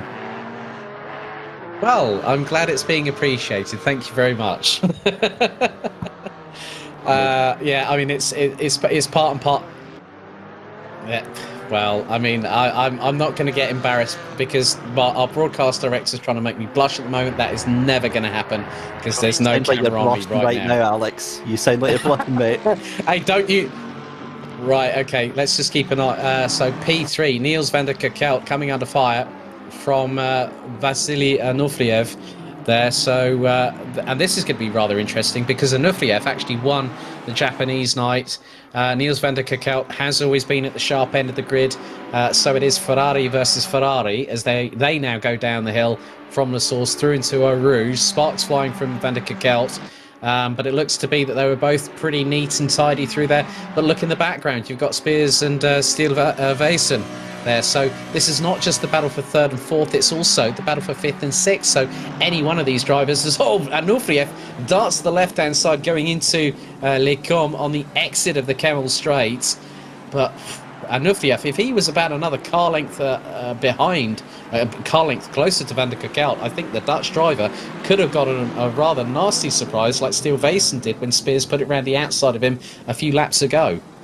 And that all started from Eau Rouge because, you saw Anufriev with the run on Niels van der Kerkelt there. You can just see Spears in the background there with Steele-Vaessen fighting it out for 5th and 6th. But this battle for 3rd and 4th is very quickly going to become a 4-car battle. The battle for the lead just extending very, very slightly, about 1/10 up for George Boothby over Bastian Richter. So we'll keep you updated on that one. But remember, ladies and gentlemen, if you do like what you see, please hit that like and subscribe button, and if you want to hit the little notification bell as well, then you will keep to date with all of the awesome action that Alex Goldschmidt mentioned to you earlier on, especially Super Saturday coming up this weekend, and the fantastic interview that we've got tomorrow night with more female racers and Chaz Draycott taking part in that. And it's Abby Eaton that's on tomorrow night, and the way that Chaz does those interviews, Alex, it's a fantastic opportunity for the community to get involved. There's a Q&A session at the end as well, and the More Female Racer series has just been a wild success in its newest iteration.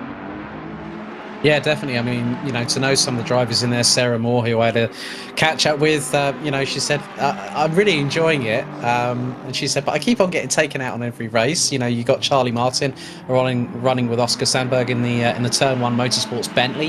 They're factoring in the top 10. I think, but I did say to Sarah earlier on, I went, well, at least you haven't got a physical invoice on and car damage to worry about. She said, yeah, that's true.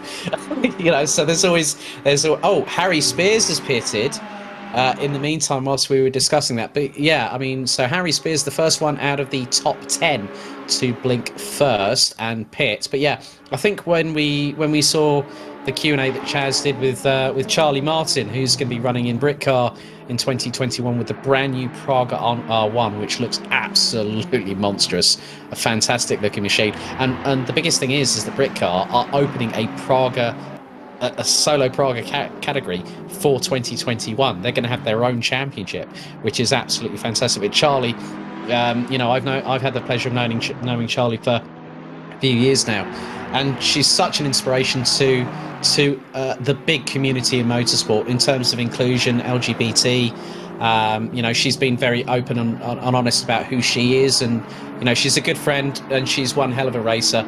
And also, I think she speaks for those people that want more inclusion in motorsport, and I'm one of those people that I will always stand by what she says and other people do say within motorsport. But yeah, Chaz, as always, does some fantastic interviews. I'm looking forward to the one with that he's doing with Abby tomorrow night. Yeah, and it does. Obviously, we're part of the sim grids here, and it does make us feel very, very proud to know that the sim grid is part of that push for inclusivity, for respect, for understanding, and you know, just compassion. Us all being united under this one love of anything really, really fast, and it's a great joint love that we all have, and we all get to be part of it. Back to the race at hand, though. Here at Spa, we've got just over 15 minutes left to go. Niels van de Kekelt into the chicane. We saw, was that Stilwijsen into the pits there? I think it might have been, as we see Onufria and Niels van de Kekelt into pits as well. Now, have a look at the bottom of your screen there, because at the bottom you can see the number 333 of Nathan Cavello Costa. Keep an eye on him, because he is green, as he has served both his pit stops. So, I wonder where he's going to finish. This is Harry Spears coming back out P11, but now Macaulay is up ahead of Spears. So that is quite a jump, Alex, from Joe Macaulay, because Joe Macaulay had dropped off, but then now wait a minute, Joe Macaulay pitted very, very early, I think with about 20 minutes into the race, so he pitted about 15-20 minutes ago, and Joe Macaulay's now got the jump on Harry Spears. Well, the biggest drama that I've just seen, what's happened to James Parker? He's dropped off the top three, and I think, is he stuck? I mean, according to our track map and timing, which you can find on pit, you can also go to pitwall.live to sign in. But yeah, it looks like he's going to have a lap put down on him by both. He's out. He's gone. He's gone. James Parker out of this race. That's a huge development for GT4, because you've got the likes of Lozanov, Van Druyten, and Nick Babin now in the 707, rounding out the top three in GT4. So this race has really become a race of attrition here. Yeah, and that is a strange one, because we did see Parker struggling. He was up in the lead for a little bit there and dropping down into to third place there behind Lozanov and Jonas van der Ruyten there. So yeah, hard luck for James Parker there, but still watching Harry Spears for the Fordzilla 285 Mercedes. That is quite a mouthful there, but he is going to very quickly make his way back up through the grid. And look at that, you've got 30-second stop-go penalty for Stilwijsen in the 962 Aston Martin. I've got a horrible feeling that'll be speeding in the pit lane. That is the case, but look, Oscar Hall's in for a second time. The number 58 McLaren currently running P12 as Spears trying to get past Ulrich, and Ulrich actually does the wise thing and lets the 285 pass, going through the entrance into Les Combes. So Oscar Hall, apart from Cavello Costa, could be another one to watch. Boothby's now blinked, and that has given Bastian Richter the lead. So Boothby looking to possibly do the undercut on Richter. So Richter's got to really push that McLaren like crazy. And just sort of like looking at the sector times, Boothby went purple in sector 1 previously on lap number 8. He did a 40.5 and Richter was on a 41.0. So that McLaren is losing time, but it's how quickly Bastian Richter can start building that pace in that McLaren. He's going to have 2, maybe 3 laps at a push to get that opportunity to keep ahead of Boothby at that particular moment in time. So that's where you're going to see all these different dynamics. Now, Boothby and so it's just going to be really, really interesting between those two, because I've just seen that Bastian Richter is coming through Pouhon at the moment. Boothby is still in the pits at the moment, but he's got to just make sure he's on that pit lane limiter going out, otherwise he gets to stop go 30, and that will trounce any possibility of him getting a race victory tonight. We'll have to see how that one all pans out, because of course Bastian Richter was held up a little bit there by the number 4. He was behind Daniel Brambilla. I was watching it on the live timing there, so I don't know if he's going to be able to improve on that lap time. I think it's going to be a 2:18, and we'll see, because that has huge implications for the pit stop that's just going in there. But just having a look here, that means that George Boothby is back out on track, and George Boothby is actually just ahead of Joe McCauley right now. Well, I've just said that Daniel Parker's had a disconnect. He's disconnected. James Parker had a disconnect from the server, so that's why he's out. So that is real drama for James Parker. So he would have been in the real thick of things. As now Oscar Hall we've got on our screens at the moment in the and you know what the funny thing is now Bastian Richter pits and Nufriev pits. So this is going to give Zoltatov in the 64. Well, he pits. So now that's going to give, what is it? That is Bruno Cardile in the number 7 McLaren. Effectively, if the number 7 McLaren doesn't pit, but if that does happen, then it's Esa Hottinen in the 353, and there is the number 7, the South African, in that very bright yellow.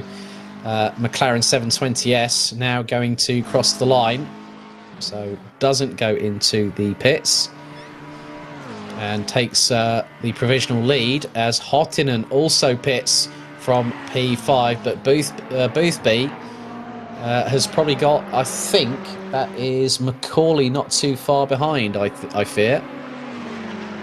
We'll see how that one pans out just now, because both the cars are making their way round at the moment. 45 minutes left to go, and remember, for most of these guys, still got another pit stop that they need to get done. I'm just looking for Bastian Richter and Anufriev, who are still making their way around. In fact, I've got them shown as stopped on the timing screens.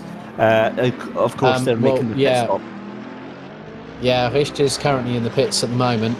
Boothby's just coming through La Source at the moment. So it's just dependent on how quickly Richter does come out of the pits. And now Richter has got out in front of Boothby, but Boothby has already got that pit stop in hand and has got the undercut. Oh no, flies past him as Richter comes out of the pits. And there is McCauley.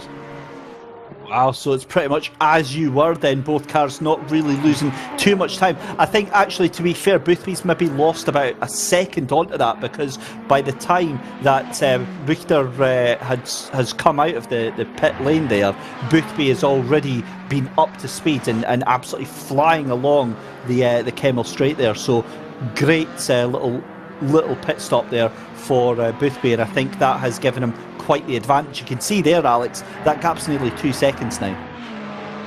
Yeah, I mean, the thing is that Boothby and Richter's pit stops were nigh on identical, but the thing is that Joe McCauley is only less than a second behind the number 59 McLaren. So McCauley, having gone early, has really given himself a window of opportunity to have bitten the bullet early, gone, right, I'm going to get the pit stop out of the way quickly, and then the good thing is that depending on where the fuel tank is in that Honda, if it's got a good centre of gravity, McCauley could be the danger driver here tonight.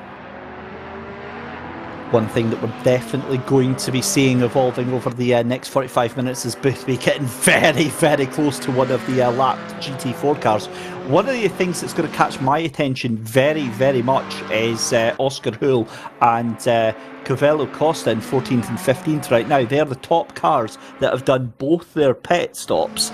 And I'll be very, very interested to see, because Covello Costa could, and I'm going to say this very, very sort of gingerly, could be in the top 10 for the GT4s. That would be an amazing result if Covello Costa can pull that one off.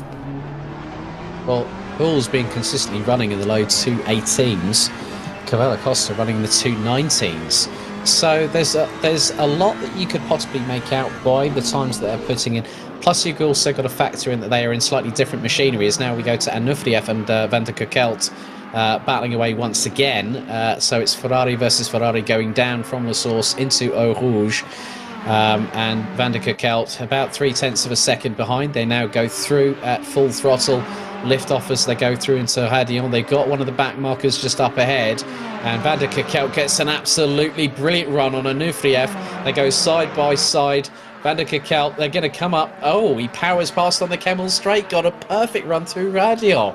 Well done, Niels Van der Kerkelt. But look, straight away, back marker traffic going into Les Cornes. Yeah, and that is Jean-Luc Gantz that is in front of them, in front of Niels Van der Kerkelt and Vasily Anufrieff. They get past them no problem. And it's, as you were then, a great move there for Niels Van der Kerkelt. Got the McLaren getting overtaken here. But the GT3s just make it look so easy right now. But I think that is done and dusted. Niels Van der Kerkelt taking that 4th place, and then going to be, well, it's going to be 3rd place, excuse me, on the road once Bruno Cadilla takes his pit stop. And then it's only 2 seconds behind Bastian Richter. That gap between Boothby and Richter is now shot up, and I wonder if Richter is now under genuine threat from Niels Van der Kerkelt. Yeah, that could be the case. I mean, Van der Kerkelt currently running in the 2:17.1s.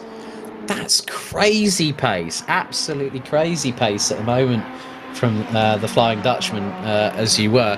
But yeah, I mean, it's always dependent on how quickly they can get their tyres up to temperature. And in some respects, you know, this is all down to the skill set that the drivers have when they know these cars. They'll have practiced to the death with these cars. They'll know these cars inside out. But now Anufrieff says, well, Niels, you want one? I'm going to go and try and throw it around the outside of the bus stop chicane. Anufrieff shortcuts it. He's going to have to give the position back. Remember Raikkonen and Hamilton back in 2007. I'm going to say that one, or 2008. Someone might need to correct me on that, but it was one of those 2 years. Is when Hamilton was in his infancy in his Formula 1 career. But Van der Kerkelt managed to keep it all nice and well planted on the asphalt, whereas Anufrieff, I think, just got a bit too hot into the bus stop chicane there. Yep, I'm just watching this GT4 battle right now between Gioco, that is, of course, Lorenzo Gioco, and I think he's just been overtaken by Goldschmidt there. We saw that move on the run down towards the chicane on the exit of Blanchimont there. Great move done there from Goldschmidt to take that position from him, and that puts him a little bit further up in the GT4s. You see one of the GT3s going wide there on the exit. So Jean-Luc, oh no, Jean-Luc Gantz, is that another drive-through that he's got? As well as Jonas van Druyten. And it's a drive-through for Jonas van Druyten. So Jean-Luc Gantz has DNF'd from the race. He's basically retired himself out of the race, and that is a case of what could have been there, Alex. Yeah, very much the case. As GT4 leader now in the pits, Lazarov now still leading the way, but keep your eyes on Eichhorn, because Eichhorn's actually a bit further down, but look at the amount of green we're starting to see here, David. Joe McCauley, Oscar Hull, then you've got Nathan Covello Costa and Sven Rosenbaum. All have green by their numbers. They have all served their mandatory 2 pit stops this evening. I think there are 2 words I need to say right now with about 38.5 minutes to go. Game on. Oh yes, oh yes. Also, has anybody reminded Bruno Cadilla that he's got 2 pit stops to make? Because we're currently 38 minutes left to go in the race, and he still has both of his pit stops to take there. And there's really, I don't think there's any benefit to leaving it so late for your pit stops. You've also got Daniel Brambilla in the number 4 Mercedes, who hasn't pitted as of yet. So they two are both going to have to bring it in, and that's just going to knock them further and further down the order here. But Niels van de Kekkel, I thought he was pulling away from Vasily Anufriev. Vasily, as you mentioned last lap there, is thinking, hang on a minute, no, I'm not having this. And it's going to be a battle down to Eau Rouge. A great point out from the chat on YouTube, Ken Arnason and Ianet Cosman pointing out that the track temperature has dropped another degree, down to 10 degrees Celsius. If that drops any more, then things are going to get very, very slidey very, very quickly. Yeah, I think I might have just seen Lozanov actually come out of the pits and get out of the way of these two GT3 warriors battling away. And Nufriev again looking to the outside of Lecombe on Niels van der Kekkel. And this time he thinks better of it. Discretion the better part of valour. And sometimes one good overtake does deserve another, but not at that point on the circuit, because that would have been absolutely brazen and maybe a bit foolhardy from Nufriev there. But Babin doing a really good. He's got a really good run. Well, he's kept ahead of Tommy Schetz there for what is second in GT4 at the moment. That was absolutely textbook there from Nick Babin there on the run along the Kemmel Straight there. They were side by side on the entry to Lecombe, and he just drifted it round the outside of Tommy Schetz. Brilliant place made up there for the GT4s now, and if I'm not mistaken, I do believe that puts him into 3rd place for the GT4s. And Brambilla, you mentioned earlier, is the only one out of the GT4s that still has not pitted yet, and we've still got about 36 minutes still to go. But Niels van der Kekkel keeping Vasily Anufriev at bay for what is 4th position on the road, and they're about 9.4 seconds behind Bastian Richter. But I've just been looking in the meantime, David, that Bastian Richter has gone purple in Sector 2 with a 59.583. How the heck has that driver pulled that one out of the bag? And he's put in a 2:16.9. Boothby a 2:16.4. Wow, at this stage of the race, that's crazy. That's faster than qualifying. How has he even done that? 2:16.4. That is outrageous pace. My goodness me. Oh, 35 minutes left to go.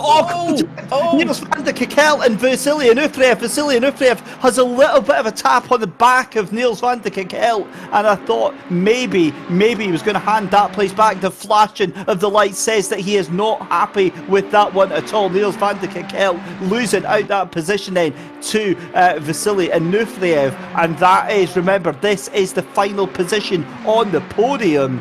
And, well, I've got to be honest, Alex, I think Race Control are definitely going to be having a look at that. Oh, here comes Niels van de Kekkel on the outside. Again, there was no way he was going to even have a look there. I thought for a minute there was going to be a little bit of cold-blooded revenge going on there, Alex. But, yeah, that was for me, in my opinion, that was textbook push to pass.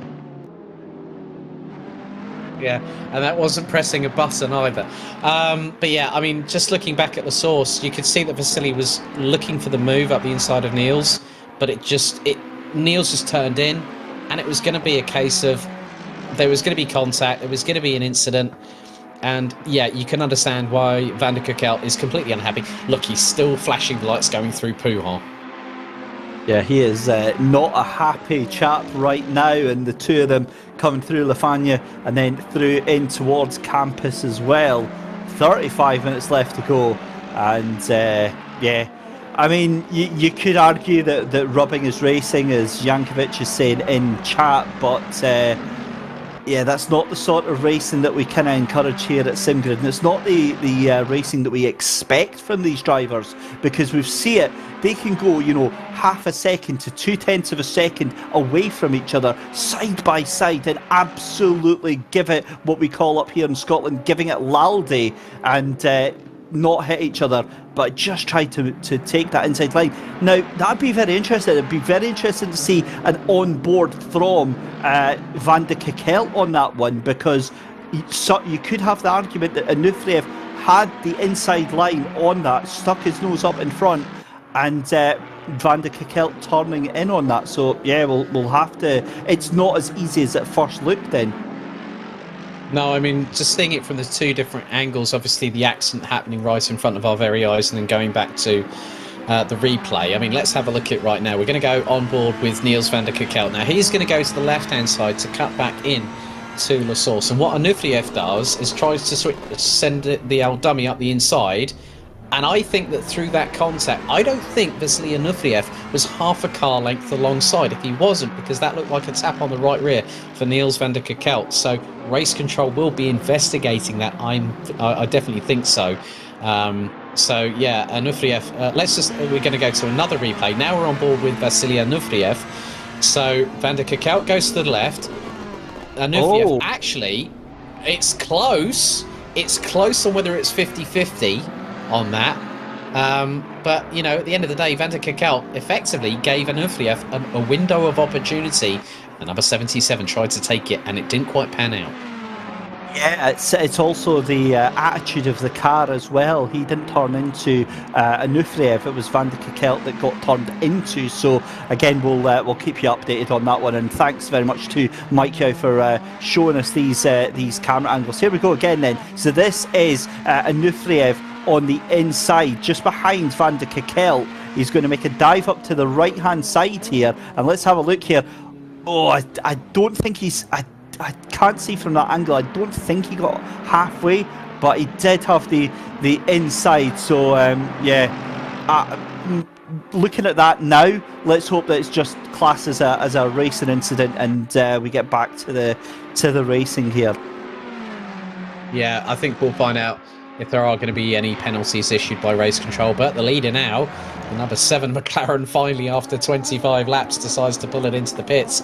So that's going to give the lead back to George Boothby ahead of Bastian Richter, Vasily Anuferev and Niels van der Kekelt still. But in the meantime, whilst all that pandemonium was going up ahead, going through into La Source a couple of laps ago, look at Harry Spears. He's closed on them.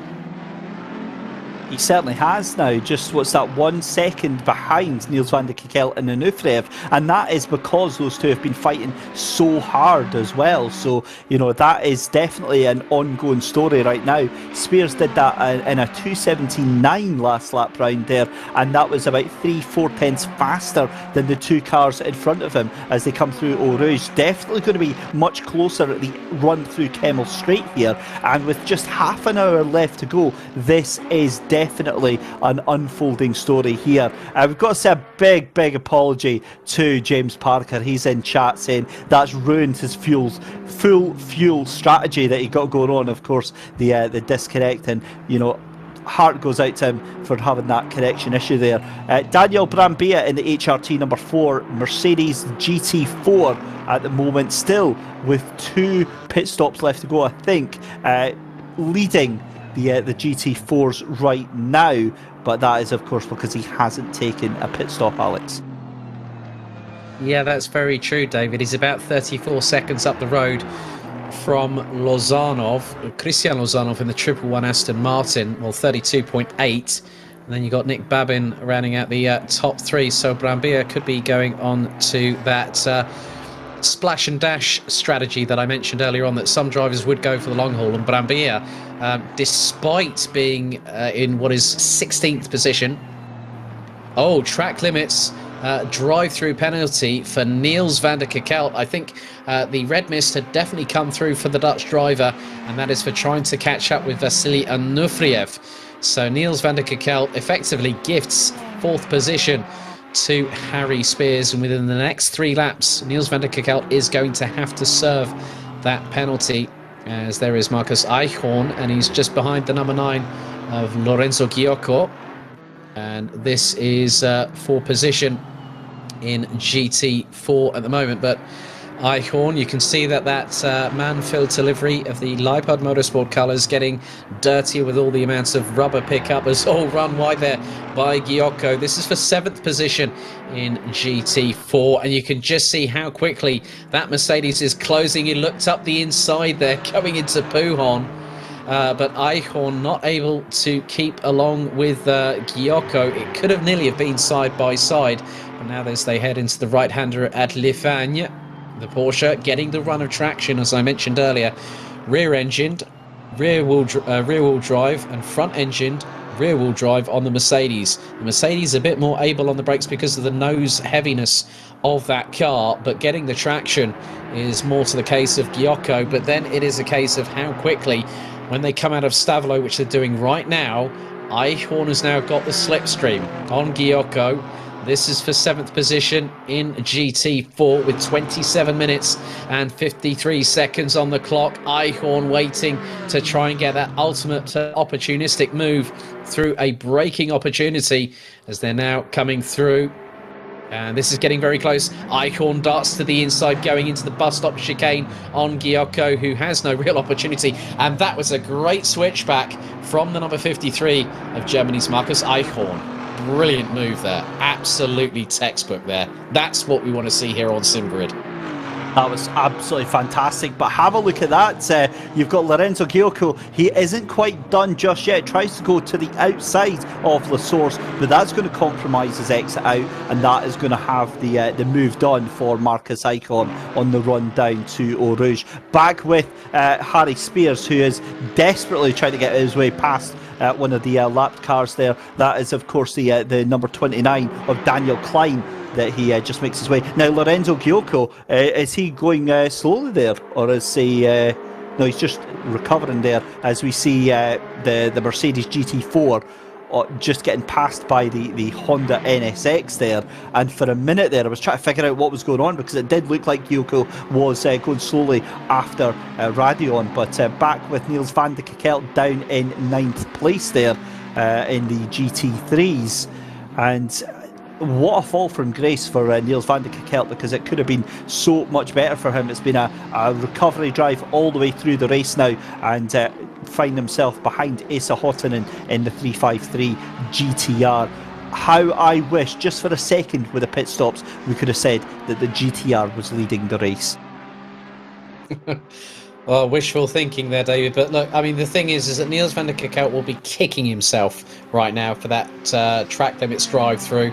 And the thing is now, you've got to look at the gaps between van der Kekelt and Hottonen, half a second. Hottonen to Wenlock, 7.1 seconds. You know, so I think that if Niels van der Kekelt absolutely blitzes it, and look, he's serving his final pit stop, I think that's a great strategy call from Niels van der Kekelt, because what he can do, he won't have to put too much fuel in. He might stick on a fresh set of rubber at this particular point in time. Okay, they're going to be cold for a couple of laps, but then when he gets them up to temperature, Niels van der Kekelt, we've seen it from him before, that when he's on fire, those lap times come tumbling down. Also, keep an eye on the NSX, the number 18, that we just saw briefly overtaking one of the GT4s there of Joe McCauley, currently in 10th place. He's going to move up into the top 10 there. He's done both of his pit stops. He is the leading car that has done both of the pit stops there. I think with the pace that he's got, he could very, very easily be up into maybe, say, 6th or 7th position once all this is done and dusted. Yeah, he's currently running in the 2:18.3s, so the Honda showing good consistent pace, even though the track temperature has stayed again stagnant at 10 degrees Celsius. As you can just see, he's trying to get past the number 14. That's Paul Batti from France in the McLaren, running in the GT4 class. As there is, there's also you got in the background of Milton Steele Vason of the 962. Aston Martin. Oh, now that was a bit of a slight track cut there going into the apex of the first part of Lecon for Joe McCauley, but it didn't stop his momentum that much. However, that could have stepped out the back end. Yeah, some dangerous, squeaky moments here with 25 minutes left to go. You're watching the stacked up Spa spectacular here on the sim grids with David Christie and Alex Goldschmidt. We're currently watching Joe McCauley finishing out the final 25 minutes as always. If you like what you see here, hit like on the video, and if you want to subscribe to us, that would be super awesome. And click the notification icon and head over to the sim grid. Join up in the community. This is what it's all about here. We do multi-class racing, we do single class racing as well. We also do daily races as well. If you want to head over to beta.thesimgrid.com, you can take part in our fantastic series of daily organised events and get yourself into some of the competition there, as well as the newly announced Season 2 of the World Cup. Dates and that's still to come very soon, but a $20,000 prize fund announced over the 2 splits. It's a 5-round championship, and as always you'll have live coverage here on YouTube as well. Head over to blog.thesimgrid.com and check out more about that. Back to the race though, and we're still with the VTEC op Joe McCauley, the number 18 machine, and he is a bit of a dark horse, Alec. I think he's definitely going to make his way up through this grid. Yeah, I mean, the gap between him and Esa Hottinen now closing down to around 31.3 seconds. There's Daniele Brambilla, still with 22.5 minutes still to go. That looks to be, that's Esa Hottinen trying to get past in the meantime. That's going through Lecom and then into the right-hander at Malmedy. So Brambilla could be, I mean, I did say earlier on in the broadcast, didn't I? I said there's going to be those drivers that are going to really go for the long haul, and to be on the track at Spa for what is it? That's nearly an hour and 8 minutes. You ever remember when we had a certain American by the surname of Diaz that decided to do the long haul at the Silverstone British Classics? Brambilla has kept it consistent. He's been running in the 233s. So what Daniele Brambilla has done is kept the car consistent, hasn't pushed too hard, and has tried to keep the tyres. But even though here at Spa, with the amount of lateral sidewall travel for these tyres on every single car that's circulating the track at the minute, they are going to be tortured. And Brambilla might be probably a bit wise in the first of the 2 pit stops if the tyres need it to get them changed. Yeah, I think he's going to start feeling the effects of the tyres starting to wear away now. As you see, just the amount of rubber on the side of that McLaren is incredible. The tyre spray from Oscar Hull in the MSVR 720 number 58 car right now. He was one of the first GT4s, and there you go, Vasily Onufriev gets a 5-second time penalty, and Harry Spears now has an incentive to push that little bit further. Well, he needs to find another 1.5 seconds, and then Onufriev will be down to 4th position, so that will put Harry Spears on the podium with just over 20.75 minutes to go. So, yeah, I mean, just by seeing all those fantastic different angles, you know, the onboard from Van der Kerkhout, the onboards from Onufriev, and also from trackside, courtesy of Mike Yao. I mean, well, that's interesting. Wenlock is in the pits at the moment, having pitted from P8, and now has got green showing up beside the number 90 McLaren's race number on the timing screens. And there is Joe McCauley coming down from La Source into Eau Rouge, but 20 minutes still to go, and the top 8 of the top 10, not including Wenlock and McCauley here, David, have yet to have their final pit stop. We could see this down to the wire here at Spa. I think it's going to be a case of who blinks first, and I'm now going to even more look at Joe McCauley. He might have just pulled off a strategy masterclass, because he's now up into 8th place. He's about 30 seconds behind Esa Hottinen, and it's a very long pit stop here at Spa, because remember, it's not just the one pit lane. You've got to go right rounds and come out that other side there. So, you know, it's a hefty penalty that they take, and Joe McCauley could find himself up perhaps even in the top 5. There's Oscar Hall up the inside of Wenlock going through into Les Gomes, and there is also Niels van der Kerkhout, I believe. So, yeah, van der Kerkhout now on now looks to be rather... Oh, he's just absolutely blasted. But, well, Oscar Hall pitted earlier than Van der Kerkelt. So literally, going through Le Corps and into Malmedy, Van der Kerkelt is now back up into the top 10 and will be about 20 seconds behind Milton Steele-Vason in the 962 Aston Martin. So Van der Kerkelt, I think... I'm just going to have a look at his lap times. Oh, that's Boothby, who's just actually put... Yeah, so, Boothby has just gone past. So that's up to P10 that the leader has now lapped overall. That's just a normal slow pace, isn't it? My God, they've just been cracking out the lap times tonight, still on 2:17.9s. And to be fair to Bastian Richter, he's still only 2/100ths of a second off of the pace of the leader. That gap has stabilised now to 5.7 seconds. And these two have just been throwing everything at it. Even Konstantin Soldatov, 2:17.5 as well for him. Bruno Cadea doing a 2:17.9.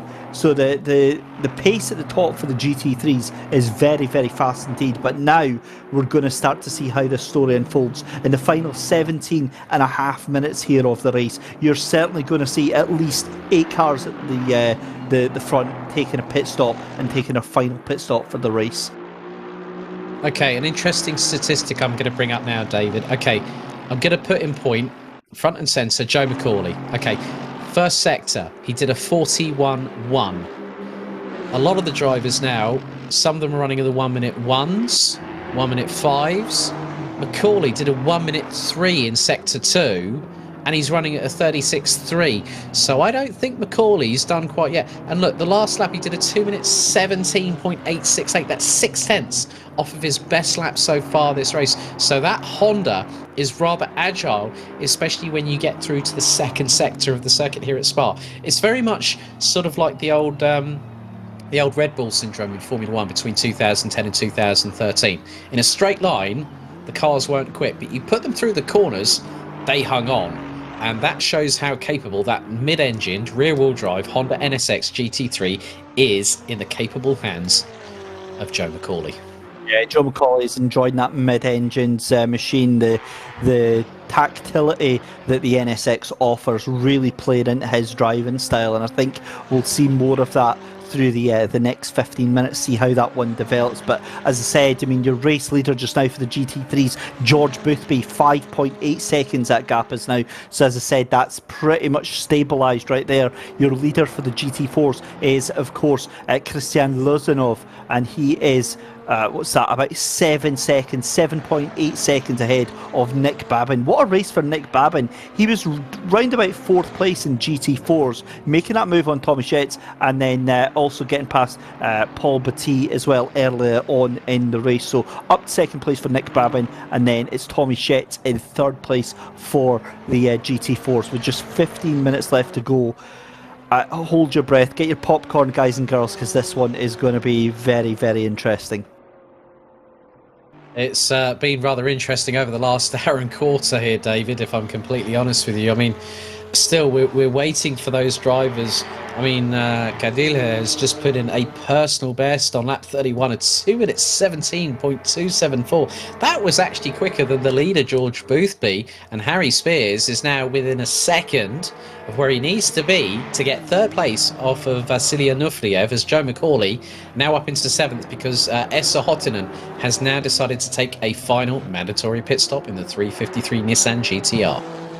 And the other thing for Joe McCauley as well, Alex, is that the drivers, while they might be ahead of him on time on the leaderboard here, we've got to remember is that when they come out onto that Kemmel Straight, they're going to be very, very compromised. You're going to have the cars that are already on their warm tyres, going full chat through Eau Rouge and Radion and getting a fantastic slingshot onto that Kemmel Straight there. So these guys that are going to be in pit lane, if they are near Joe McCauley, they're going to be sitting ducks. Well, yeah, I mean, considering the fact that McCauley must have, if he went light in in both first and second stints, or he put enough fuel to make sure that he had a mitigating window of operation, so to speak, whereby he put in enough fuel to just give himself that chance that if there was a mistake or something happened, he could counteract it. And beautiful camera angle here. As Paul Batty now comes in to the pits for his final pit stop here at Spa-Francorchamps, and he's just leaving the pit lane now. So yeah, I can see what you're talking about, because you know, when you get the likes of Boothby, Richter, and well, the thing is when Anufiyev goes into the pits, it's going to automatically instigate that 5-second penalty, because then there'll be a 5-second wait before any work can be done on that car. Yep, it will, so that'll be an additional penalty for Anufiyev. On top of that pit stop, he automatically gets that 5 seconds added to him, and that puts him at real risk from the likes of Spears behind, because we know how fast Spears can be, and if he gets a hint, that gap was about 6.7 seconds if I remember rightly. It's now down to 6.1, so if Spears can really get that gap further down, then Anufiyev could be in real danger right now with 13 minutes left to go into it. We're getting predictions left, right and centre for Joe McCauley. Before I take the prediction from our man behind the scenes, Michael Hamlet, Ken Arneson in YouTube chat is calling Joe McCauley to get a top 3 finish. I'm in two minds on that. I think he's definitely got the ability to do it, but I don't know if he's got the pace right now. Michael Hamlet is going to whisper sweet nothings into our ears right now and tell us what his prediction is. Mike Yao from Simply Race says he thinks he's going to finish 4th. Michael Hamlet?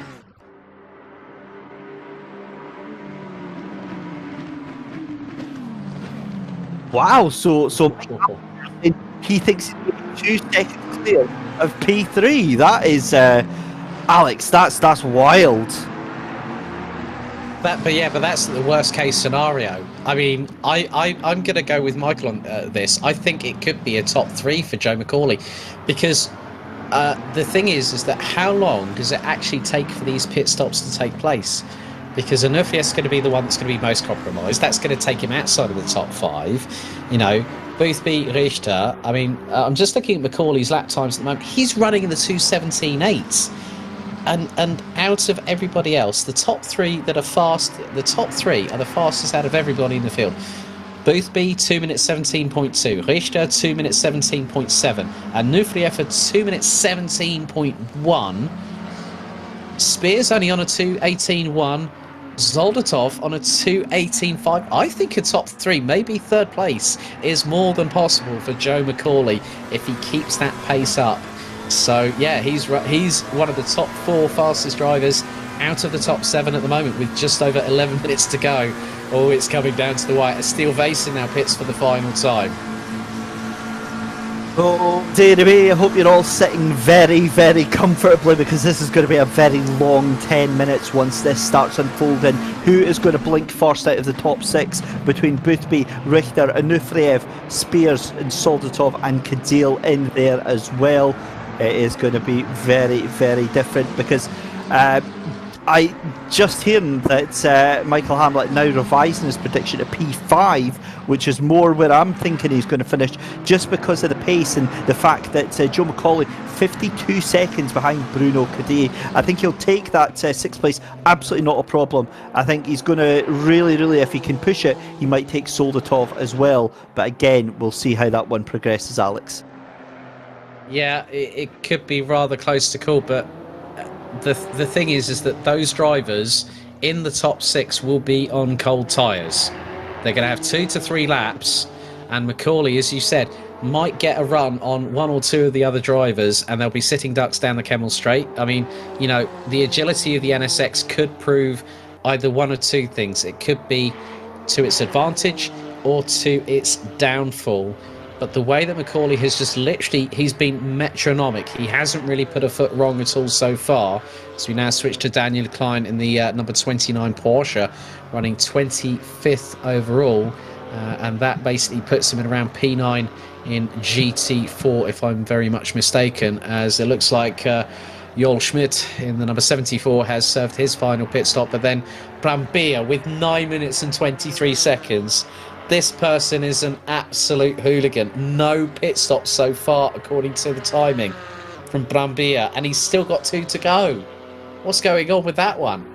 It's going to be a very interesting one, trying to use 2 laps into pit lane, because remember, he's only got 9 minutes in which he can do it. So I think it's going to start getting dangerous once you start getting down to 6 minutes. But we'll see that one. I'm just keeping an eye on our race leader coming through Blanchimont right now. So I'm trying to keep an eye just on who is going to blink first. I don't think it's going to be George Boothby. I think it's actually going to be Vasily Anufriev that is going to come into pit lane first, but we'll see how that one actually pans out. Back to Daniel Brambilla though, and that was a bit of a scary moment there, as one of the I think that was one of the GT3 cars just going right the inside at Campus there as they go through Stavlo.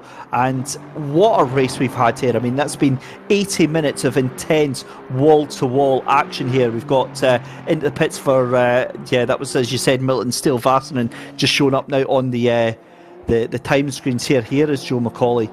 I am so excited to see where he is going to finish right now, because the gap was 52.6 seconds. I think he's going to be maybe about a second up on that over Bruno Caddy on that last lap there, because Joe McCauley is just looking so fast in that Honda NSX right now. He really does look like he's got it all hooked up. He's just got to watch it with the track limits though, because he did go wide a little bit there, coming out of Bruxelles and into the next left-hander. The Honda did drift to the right-hand side a little bit. I mean, to be honest with you, with GT4, I mean, Lozanov is in prime position to pick up the victory, because Brambilla is only... Look, the times are dropping off. Brambilla is dropping time to Lozanov. Lozanov has still got one more pit stop to make. Nick Babin is the first out of the top 3 in GT4 to blink. So he is currently in the pits at the moment. Brambilla, I think, will probably be in the top 5 if he's lucky, because you look at the, you know, Tommy Schetz and also Eichhorn, you know, they could be on course to being within the top 4. So I've now clicked every single one of the top 6 on my live timing screen to then see who blinks first, because that's where it's going to get rather interesting. And then I'm also going to click on Joe McCauley, who's just coming through the bus stop chicane as we speak. As they say, you ain't seen nothing yet, David Christie. 6.5 minutes left to go in our stacked up Spa Spectacular. GT3 and GT4 racing at its finest here on the sim grid. As we've said before, if you want to get involved in this, if you see the racing that we do day in day out here and you want to get involved in it, head over to thesimgrid.com, register yourself and become part of one of the best racing communities here in sim racing. I can say that because I am absolutely biased and I don't care. Joe McCauley coming up through Eau Rouge and Radion along the Kemmel Straight here, but this is Niels van de Kekkel just getting around the outside of Oliver Oscar Hull there, so taking that 9th place there from Oscar Hull, and he made that look very easy. Bastian Richter then, the first man out the top 6 to blink. He was in 2nd place and he jumps into pit lane. He was 8 seconds behind George Boothby in the lead, but he is the first man to head into pit lane. And with 5.5 minutes left to go, we need to get a Daniel Brambilla update. Still not taking a pit stop here, and I think this is all going to go horribly wrong for Brambilla. Yeah, well, Anufriev has got past Richter, so is Spears. Now, Zoltatov coming through La Source at the moment. Brambilla pits for the first time. Lozanov pits in response. So that's right up his backside goes Lozanov, like literally line of stern going through the pit lane. So Brambilla, he's still got... Brambilla's not going to win this. He went too deep into the race. He needed, with about 10 minutes to go, to put his car in the pit lane, and that would have given a bit of a cat and mouse between him and Lozanov for the victory in and he look at the bottom right hand corner of your screen, ladies and gentlemen. Brambilla still ahead of Lozanov, and Lozanov has got a pit stop in hand because Brambilla still needs to pit. He's going to have to come round and do it all again. Ouch. This is exactly what we were saying. I mean, we knew that Brambilla wasn't really positioned well. He only got as high as he did because he hadn't actually pitted. And this is now just him cycling down to his natural order. Bastian Richter comes out of the pits then, and we've now just got 5 cars left to go. Let's have a look here as Boothby comes into the chicane then. Does he go straight on? Yep, straight into the pit then. Your race leader, George Boothby, the 666 car on lap number 36, comes into pit lane. Here comes Vasily Onufriev round through Blanchimont. What's he going to do? Is he going to jump into pit lane as well? We'll hold our breath and wait and see. Onto the brakes, in towards the chicane then. Is he going to dart off straight? Yep, into the pit lane then. Yeah, it's all changing, but Macaulay now has got through to Lecombe. As now Harry Spears decides to go brave, and he's staying out. And that's, what is it, let's say, give or take 2 minutes 20. So with around about a minute to go, Harry Spears will be leaving it right until the dying moments. He's now got to put in a hot lap that, like his life depended on it. He comes down towards Eau Rouge in the 285, yeah, it looks like it's all kicking off with regards to the pit stops now, because Zoldatov comes in from 4th position. Spears now effectively becomes the de facto leader, but still has a pit stop to make. Kadir is coming. Kadir stays out as well. Oh, he's calling it quite fine as well in terms of doing a last pit stop, and that's going to be within the last 45 seconds of the race that Kadir in the number 7 McLaren will be in the pits to serve his final pit stop. They're leaving it really late here, David. Oh man, really, this is going right down to the wire, Alex. It's so exciting. Just watching here, I'm looking at Joe McCauley. He's currently making his way around Paul-Frere, coming up to Blanchimont. He's about maybe 15 seconds behind Bastian Richter, and that is a massive gap to have made up. And I wonder if that's going to be enough to jump himself up into potentially 4th place. We'll find out in just a second, because we can see Vasily Onufriev hasn't even left the pit lane. He has just now, and I think that is definitely going to relegate then our man Joe McCauley still into that 5th place. Then we've got Soldatov still in pits. He's not left pits as of yet, so he's about to go and catch him up on the exit of Radion and Kemmel Straight here. And well, there we go. I think that's it, done and dusted. I think he's just going to keep that place from Joe McCauley. Well, Macaulay has just flown his way through Eau Rouge and Radion, now through the Kemmel Straight. This is the sitting duck situation you were talking about earlier, because let's not forget now, Joe McCauley is actually on the same lap as the top 6. So Zoldatov has got, if he's kept those tyres on, I'd like to have some confirmation if he's kept with the same boots, because there won't be so much of a disparity. Yeah, Brambilla in to the pits. Once again, Gyoko was leading GT4 briefly, and now he's in the pits. So Lozanov, I think, will become our de facto leader. And there is the 111 down in the bottom right-hand corner of your screens coming through Lecombe. So Lozanov will be back in the lead, having taken what was, I think, well, he was in the front of things. And now you can see, look, the gap between Zoldatov and Macaulay, 1.6 seconds. Not much time left for Joe McCauley to try and steal 6 from Zoldatov in the dying stages of the race, because the gap between him and Bastian Richter is too great, as both Spears and Kadir pit. And Boothby now on the final lap of the race with 23 seconds left on the clock, David. Oh my goodness. Yeah, and just watching where Kadir comes out of the pits, I think this is actually going to be the battle for 4th and 5th place between Richter and between Soldatov, and Macaulay. So we'll have to keep an eye on that one as well, because Kadir does come out of pit lane. And it's going to be very, very interesting to see as well, because I think he's actually going to end up behind him. He's still in pit lane just now, just making his way down through the pits as the 2 that we were talking about, 5th and 6th place on the provisional timings. They're just making their way round the La Source just now. So it could be a race down to finish. I think they've got him. I think we're away to see these 2 take 4th and 5th place away from Bruno Cadea, because Bruno isn't even out of the pit lane yet. He's still on the limiter, and they go flying past. So this is now a battle for 4th and 5th place between Soldatov and Macaulay. Spears has got that place sewn up. Yeah, so I mean now Kadir, it was just so late.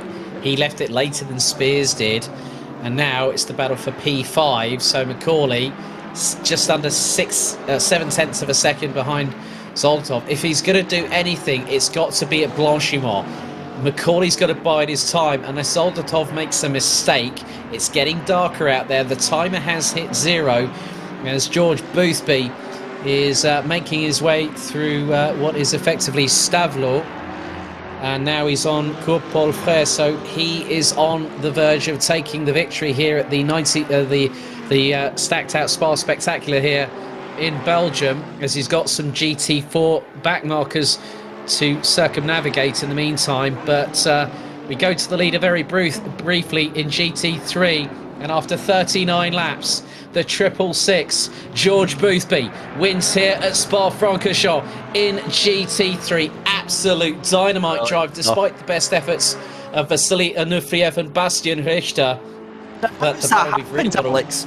How is Vasily Onufriev got the undercut in the pit lane on Bastian Richter? He's done that on the final pit stop and stolen second place from what looked like a certainty for Bastian Richter. Well, as they say, Richter did this, I think, at Japanese night. Look, Ulrich in the M4 ahead of Macaulay. Macaulay is going to... he's got to really gun it out of the bus stop chicane. He's running the back bumper of Zoldatov.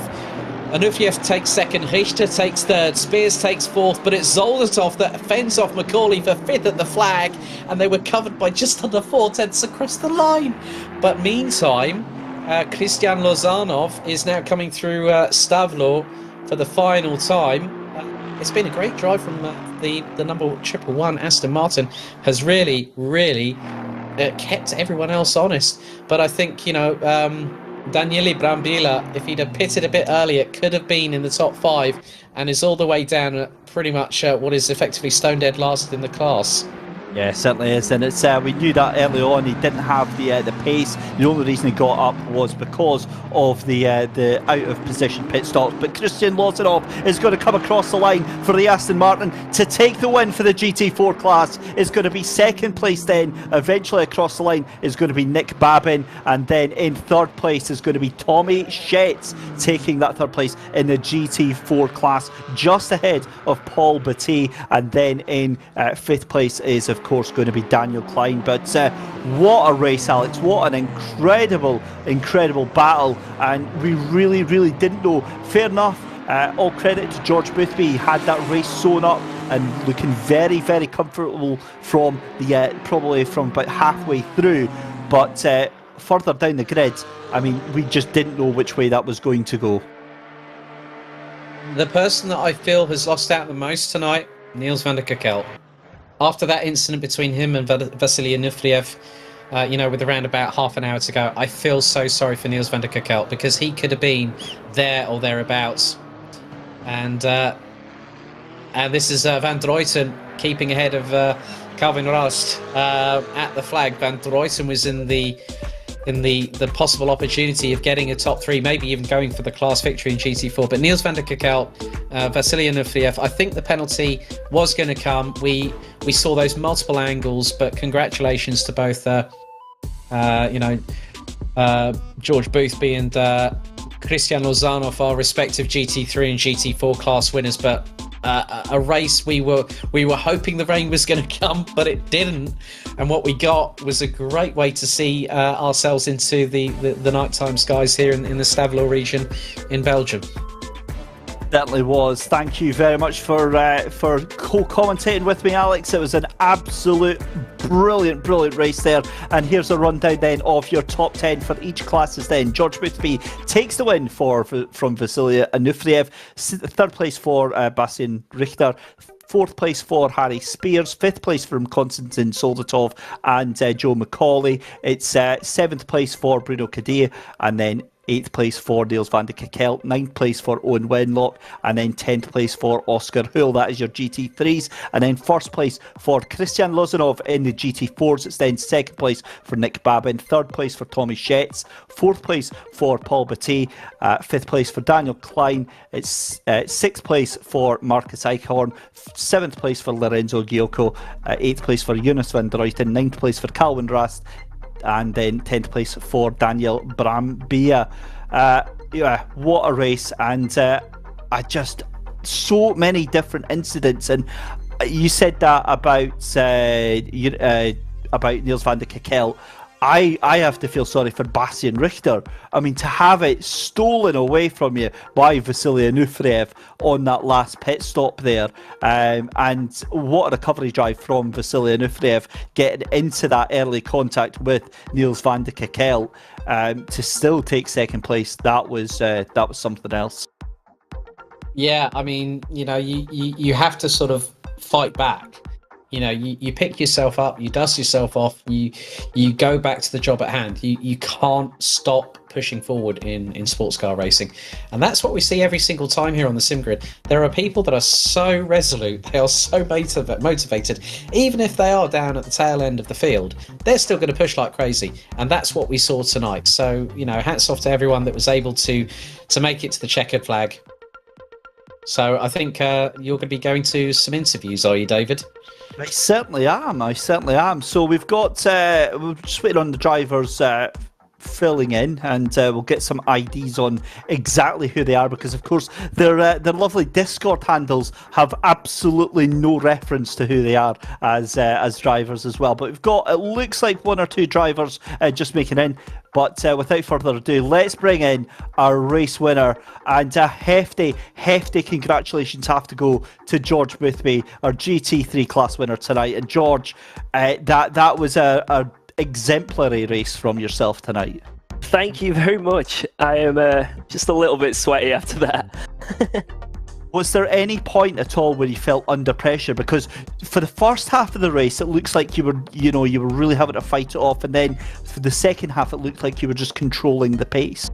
To be honest, I was absolutely pushing no end for the whole race. There wasn't a single bit where I wasn't like on the limit, basically. So I was quite lucky I didn't make a mistake. At the start, I did manage to get a little bit of a gap here and there, but then with the GT4s, obviously, it's sometimes you gain time, sometimes you lose time.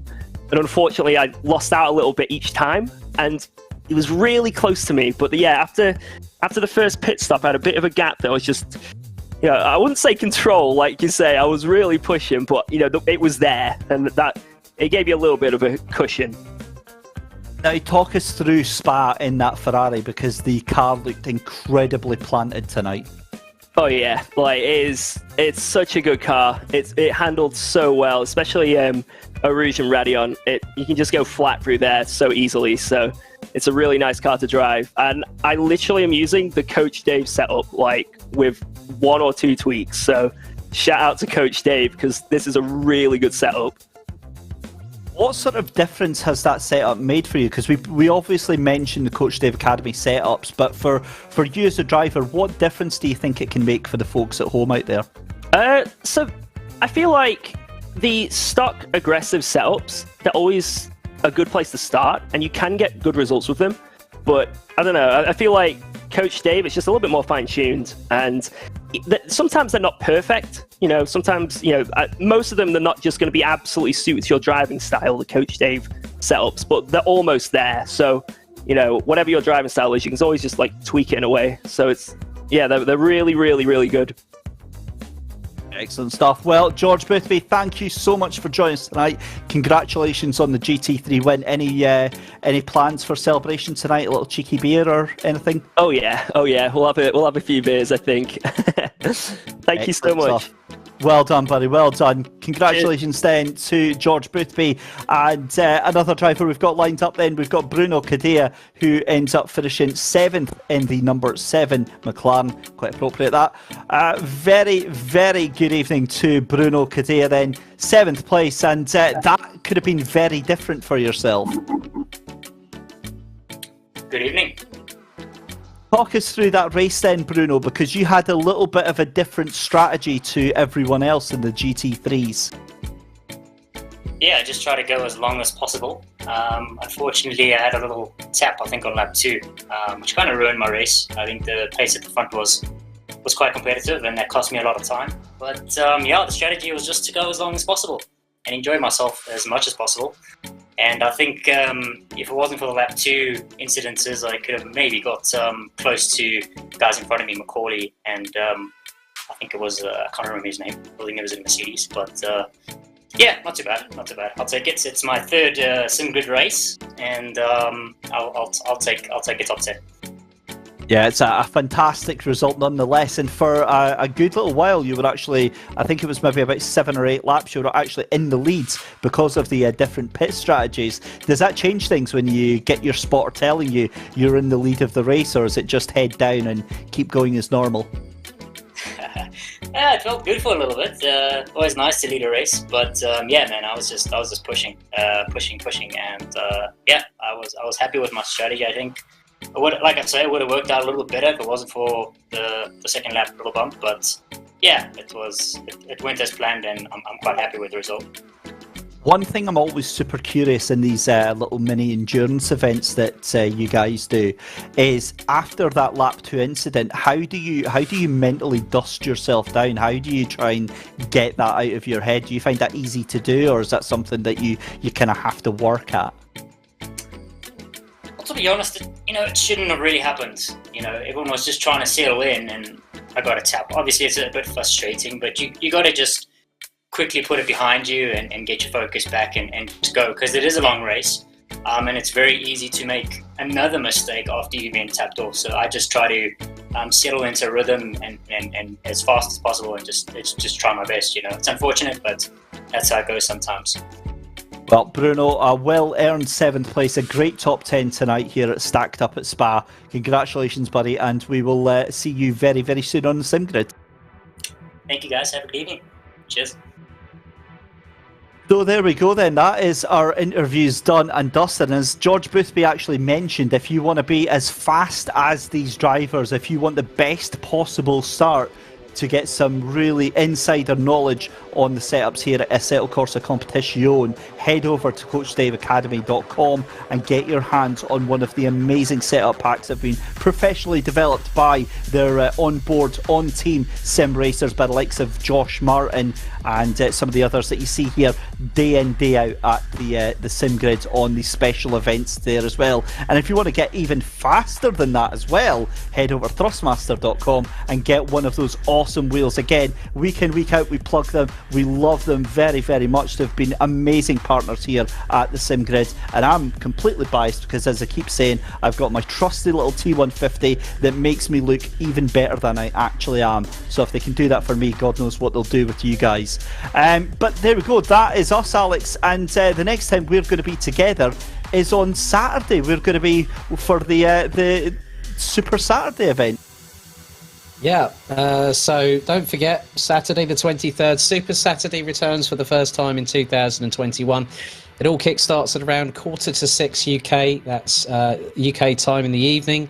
That's 6:45 European time. We've got the Lamborghini Super Trofeo support race, the Porsche Cup race, and then the 2.4-hour endurance race.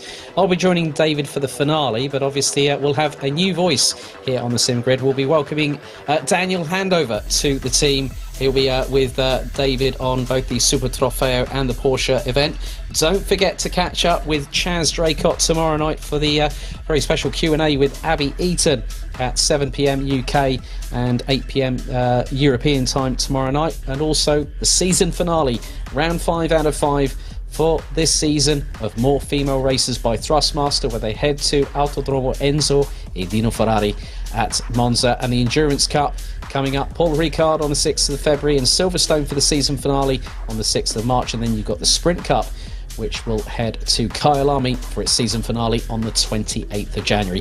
Before I forget, a bit of housekeeping. If you haven't followed us on social media, you can find us on Facebook, like our page. You can also follow us on Instagram and Twitter.